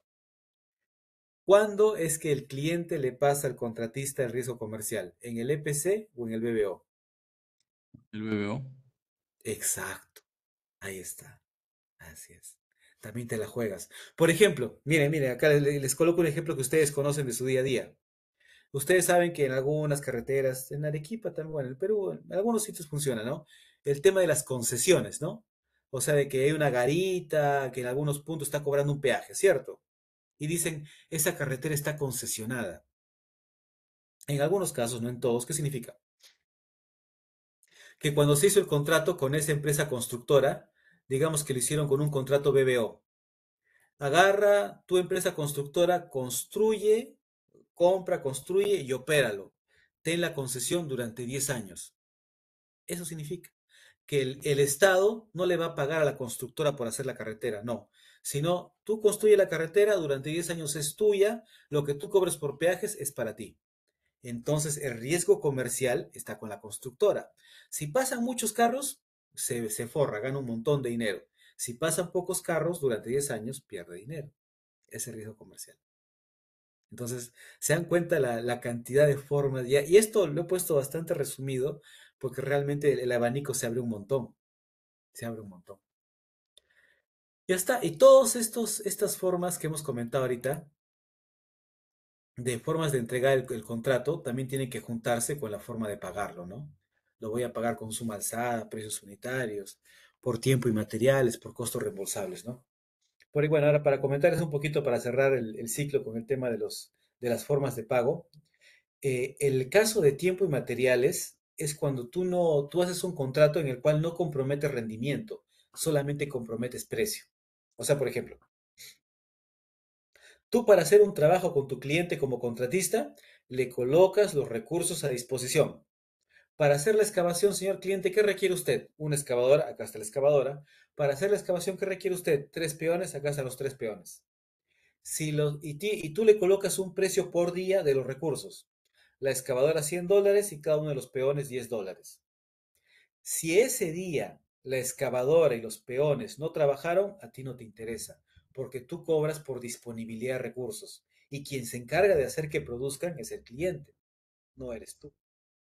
Entonces, si los recursos producen, bien por el cliente. Si los recursos no producen, igual, o sea, si los recursos producen, tú cobras. Si los recursos no producen, igual tú cobras. Ese es un tiempo y materiales, es por colocar recursos a disposición. Si me han entendido y me han seguido hasta acá, tiempo y materiales se parece mucho a precios unitarios. Y se parece, pero tienen una gran diferencia. Voy a retomar el comentario que hicimos, ¿no? Precios unitarios, ¿qué era? Dar el precio unitario de avance sin conocer la cantidad. Dame un precio por metro cúbico excavado, tanto. Dame un precio por cordón de soldadura, tanto. Dame un precio por tonelada de acero montado de estructura, tanto. Dame un precio por metro cúbico de concreto vaciado, tanto. Eso es precios unitarios. Y en tiempo y materiales, dame el precio de una hora, trabaje o no trabaje, la excavadora. Dame el precio de una hora, trabaje o no trabaje, el operario. Dame el precio, trabaje o no trabaje, el volquete. Ya está.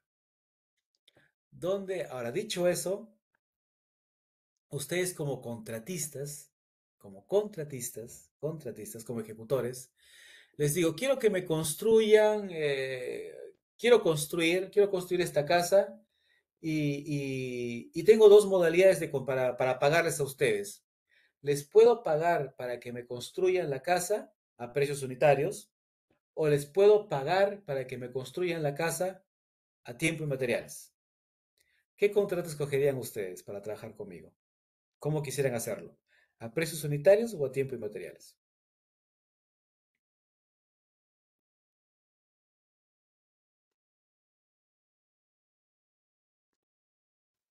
Tiempo y materiales. Claro, por supuesto. Porque en tiempo y materiales tú cobras por poner recursos a disposición, no por avanzar. En precios unitarios tú cobras por avanzar. A ver, mira, en precios unitarios, ¿cómo cobras? Si tú excavaste un metro cúbico, lo puedes cobrar. Si no lo pudiste excavar porque ese día llovió, piña, ni $1 te pago.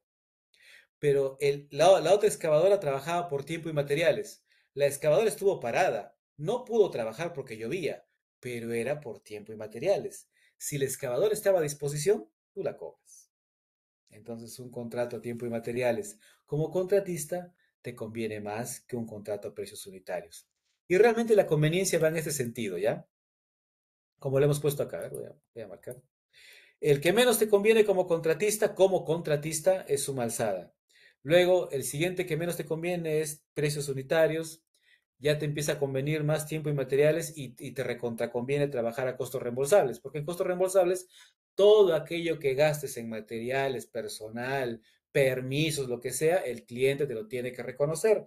Y encima que te lo tiene que reconocer, te tiene que pagar un honorario por eso. Listo, damas y caballeros, ese es un poquito el... Me gustaría dar unos minutos para que me haga alguna consulta. Y aquí lo quiero abrir la discusión para lo que quieran del tema de contratos, ¿no? De poder hablar de un montón de casuísticas que pueden haber alrededor, ¿no? Por ejemplo, hay un montón de tópicos, así que yo de verdad los aliento voy a quitar la pantalla para ver sus caritas ahí, o bueno, para poder ver mejor con quiénes estoy interactuando, pero me gustaría mucho dejar de compartir. Ya, me gustaría un poquito ya. Entonces, quisiera abrir la discusión a un montón de escenarios, ¿no? Por ejemplo, les quiero comentar una anécdota bien interesante, ¿no? Ustedes, por ejemplo, ¿qué pasa si es que a un contratista, agarremos el tema de la bomba, que es el que me está sirviendo bastante para el ejemplo. En el caso de que la bomba no llegue al contratista y el contratista tenga los recursos listos para montar, entonces el contratista, la bomba debe llegar hoy día, pero no llegó. La voy a hacer llegar una semana después, por mi error como cliente. Y el contratista va a esperar una semana para que por mi culpa, porque yo la bomba no la he traído en forma oportuna. El cliente, ¿a qué tiene derecho? ¿Qué tendría derecho a cobrarme por ese error mío? Plata y tiempo, solamente plata. ¿Qué creen ustedes? A ver, no hay respuesta tonta, denme ideas.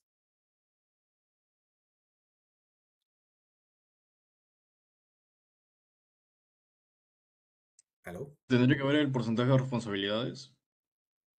Ya, eso está bien en el tema de responsabilidad concurrente, pero estamos comentando de que es completamente mi culpa. El contratista vamos a pensar que él tenía todo, tenía la grúa y tenía la gente. El que no cumplió fui yo.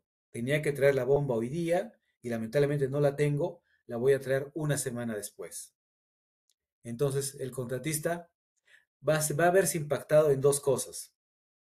Esa semana que los mecánicos y la grúa no trabajaron, esos recursos le cobran a él por estar esperando. Sí le cobran, le tengo que reconocer eso. Y encima, esa semana también hubieron gastos generales, se llama. Por ejemplo, si tu empresa contratista tenías un contenedor donde guardabas tus herramientas, ese contenedor, a raíz de que yo me he demorado una semana más en traer el equipo, tú tienes que seguir alquilando ese contenedor una semana más. Entonces, el contratista tiene derecho a recuperar, a que le reconozcas tiempo con gastos generales, más el costo directo de que no pudo trabajar por estar stand-by, por estar a la espera. Eso es el tema. El caso contrario es en el cual yo tenga puesta la bomba y el contratista no haya traído a la cantidad de recursos o su gente. O sea, no traiga la grúa, por ejemplo. Tuvo a la gente, pero no tuvo la grúa. Entonces la grúa, estaba lista la bomba, estaba lista la gente, pero no estaba la bomba para colocar el equipo. En ese escenario no es mi responsabilidad como cliente, es responsabilidad del contratista. Entonces, lo que le cueste en tiempo y plata y la penalidad que yo le voy a aplicar por no estar cumpliendo su trabajo, lo tiene que asumir el contratista.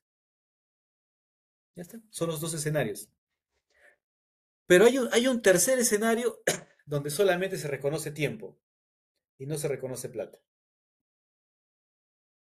Y es un asunto que hemos vivido todos como ejecutores recientemente en una experiencia bastante dura para todo el mundo. La pandemia. Eso le llamo fuerza mayor. O sea, por ejemplo, si se da una situación que impide que yo haga mi trabajo con respecto al cliente, entonces las obligaciones contractuales se suspenden. Si cae un huaico en la carretera y yo tenía que llevar un motor y el huaico cayó, no puedo, pues, porque el huaico no me deja pasar. Entonces yo me detengo. Yo no puedo llegar, no puedo cobrar el transporte del motor y él no tiene por qué pagarme porque no llegó. Y cuando por fin se libere la carretera, se limpie del huaico y el transporte llegue finalmente, voy a llegar tarde. Pero como hemos quedado, el tema de tiempo sí se compensa, sí se concede, pero el tema de plata no. O sea, la plata se paga lo que corresponde, pero el tema de tiempo no. Entonces se compensa plata, pero no tiempo. Eso es por un tema de escenario fuerza mayor. Y ahora quedan unos minutitos. No sé, alguna consulta, por favor, de tema de contratos. Me gustaría mucho dejar abierta alguna consulta con respecto a lo explicado o alguna casuística que les haya pasado en su día a día, ¿no? A ver, alguna idea, qué se han enfrentado, qué les ha pasado por contratos, qué cosa han vivido por ahí.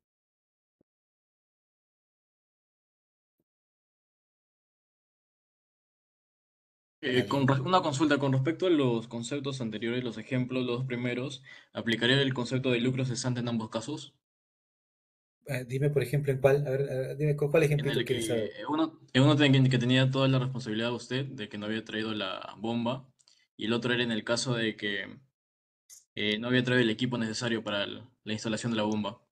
Muy buena pregunta, Anderson. Mira, el tema de que tú coloques el terror del lucro cesante es un acuerdo de las partes, ¿ya? Entonces, si lo han puesto en el contrato, ten mucho cuidado. Yo no firmaría un contrato en lucro cesante. Hay empresas que han quebrado por lucro cesante.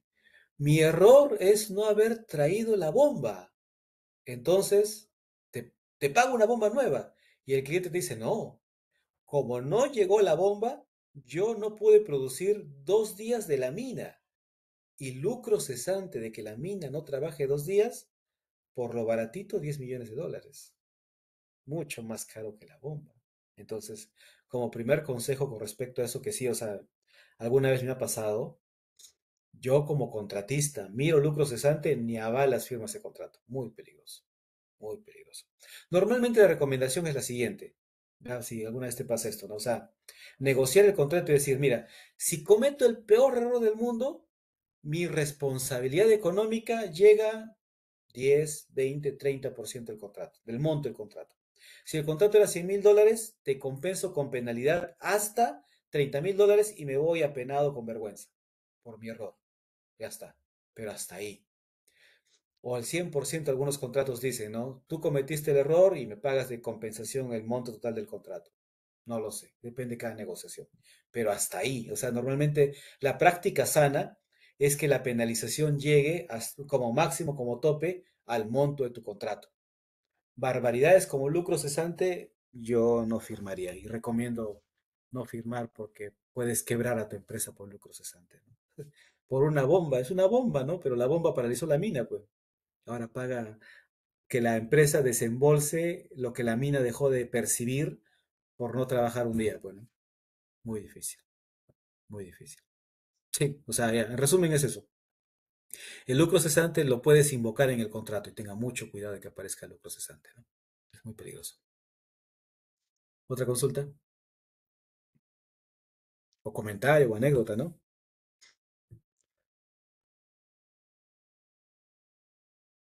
Ese es, contratos es bien bonito porque, o sea, como ya un poquito han visto, conocemos de todo, somos generalistas. O sea, claro, la base de ingeniería la tenemos, yo que entiendo que la mayoría de los aquí presentes venimos de esa cantera, pero ahora ya no solamente estás mirando la parte técnica es una parte, de ahí te elevas más arriba y estás mirando casi como negocio. Les voy a dar un ejemplito bien interesante, bien anecdótico de esto con respecto a no ser tanto ingeniero, sino ya miras un poco la estrategia. Un proyecto minero, justamente el proyecto minero se está ejecutando y la mina se estaba vendiendo. Ya, es importante, la mina se estaba vendiendo. La empresa constructora, el EPCMista, el grande, tenía un montón sus contratos son muy fuertes, muy sólidos. El contratista que iba a reclamar normalmente perdía porque las cláusulas del contrato eran muy fuertes, te defendían un montón. Entonces no ibas a ganar nada. Entonces, ¿qué es lo que pasaba? Que los contratistas venían a reclamarnos, a veces yo era cliente en ese momento, venían a reclamarnos y me venían a reclamar, venían a pedir 10, por ejemplo. Yo decía, mira, esta cláusula me defiende, esta cláusula me defiende, esta cláusula me defiende. Si tú insistes en el arbitraje, en la negociación, al final vas a perder y te vas a desgastar conmigo. Si quieres 10, no te voy a dar 10, te doy uno y no molestes. Ya, reclamaban $10,000 y les doy 1,000. Entonces, quiero colocar números pequeños para que el ejemplo quede claro. Pero hubo un contratista, todos venían y aceptaban eso y se iban, porque era cierto. Al final, cuando haga el arbitraje o el juicio, iban a perder, porque el contrato era muy sólido para el cliente. Pero hubo un contratista que vino y reclamó, y reclamaba, y decía, quiero que me pagues 10. No, no puedo, y le decíamos lo mismo, ¿no? No tienes argumentos, el contrato no te defiende, vamos a juicio, vas a perder, etcétera, etcétera, etcétera. Pero no, insistió y no, que me voy a juicio, que voy a denunciarnos por contratos leoninos, por abuso de posición, bueno, un montón de cosas que uno puede hablar en ese momento, ¿no? Cuando nosotros hablamos con el gerente de contratos y le dijimos ese caso que había un contratista que no se quería someter al contrato fuerte que teníamos, lo analizó un rato y al final dijo, páguenle. Y le pagamos. ¿Por qué creen que le pagamos? A ver.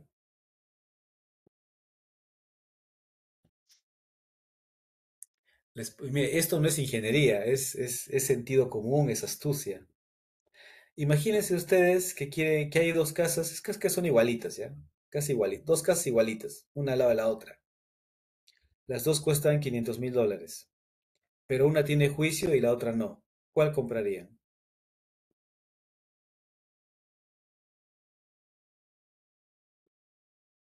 Uy, ¿están ahí? ¿Qué casa comprarían? ¿No tiene juicio? Claro. Entonces, ese contratista quería el escándalo. Como les dije ahí, la mina está en proceso de venta. Quería colocar un juicio millonario en el proceso de venta, afectando el proceso de venta, haciendo quedar mal al vendedor. Entonces el vendedor, como quiere vender su propiedad limpia, limpia y saneada, no quería el juicio. Y aceptamos pagarle una suma chiquitita a comparación del precio de la mina para que se quede callado. Y eso solamente es astucia del gerente de proyecto, que supo ver las circunstancias. Esos contratos. Ese, es ver esas cosas, ¿no? También contratos es como contratista. Les coloco me imagino que la mayoría son contratistas ustedes, ¿no? Que por ejemplo estás llevando un equipo a la mina, una grúa, un camión, plataforma, ¿no? Y estás en la puerta de la garita y están ingresando pues los camiones o algún vehículo del cliente, ¿no? Que tiene preferencia. Y el hecho de que esa unidad, de que ese convoy de unidades ingrese, hace que tu grúa se quede estacionada 24 horas, 2 días. Entonces, ¿qué es lo que tú deberías hacer? Con un correo, en tu reporte diario, comunicarle al cliente, no cobrarle en ese momento, comunicarle, ¿no? A partir de tal hora, tal día, mi grúa está detenida en garita porque están ingresando los vehículos de la mina, ¿no? Nada más, lo pones ahí. Luego, al final del mes, en la valorización, le colocas eso, ¿no? Yo tuve un recurso detenido por una situación ajena a mí durante 2 días en garita por el traslado de tus unidades. Yo te envié el correo avisándote. Esa grúa parada, 24 horas, cuesta, no sé, $1.000. Me lo tienes que reconocer. Eso es. O sea, reconocer los impactos que tú puedas sufrir. Mucho sentido común es. Y bueno, ver oportunidades también, ¿no? ¿Alguna duda, otra consulta o anécdota que quieran compartir de contratos? Muchas gracias, ingeniero. Aprovecho en comentarles a los participantes que me están preguntando por interno. Ahora les voy a mandar la información para la inscripción y también comentarles que este seminario es parte del programa de especialización en administración de contratos en proyectos de construcción y minería, que tiene fecha de inicio el 18 de agosto y la frecuencia de las clases serían los días lunes, miércoles de 8 a 10 de la noche.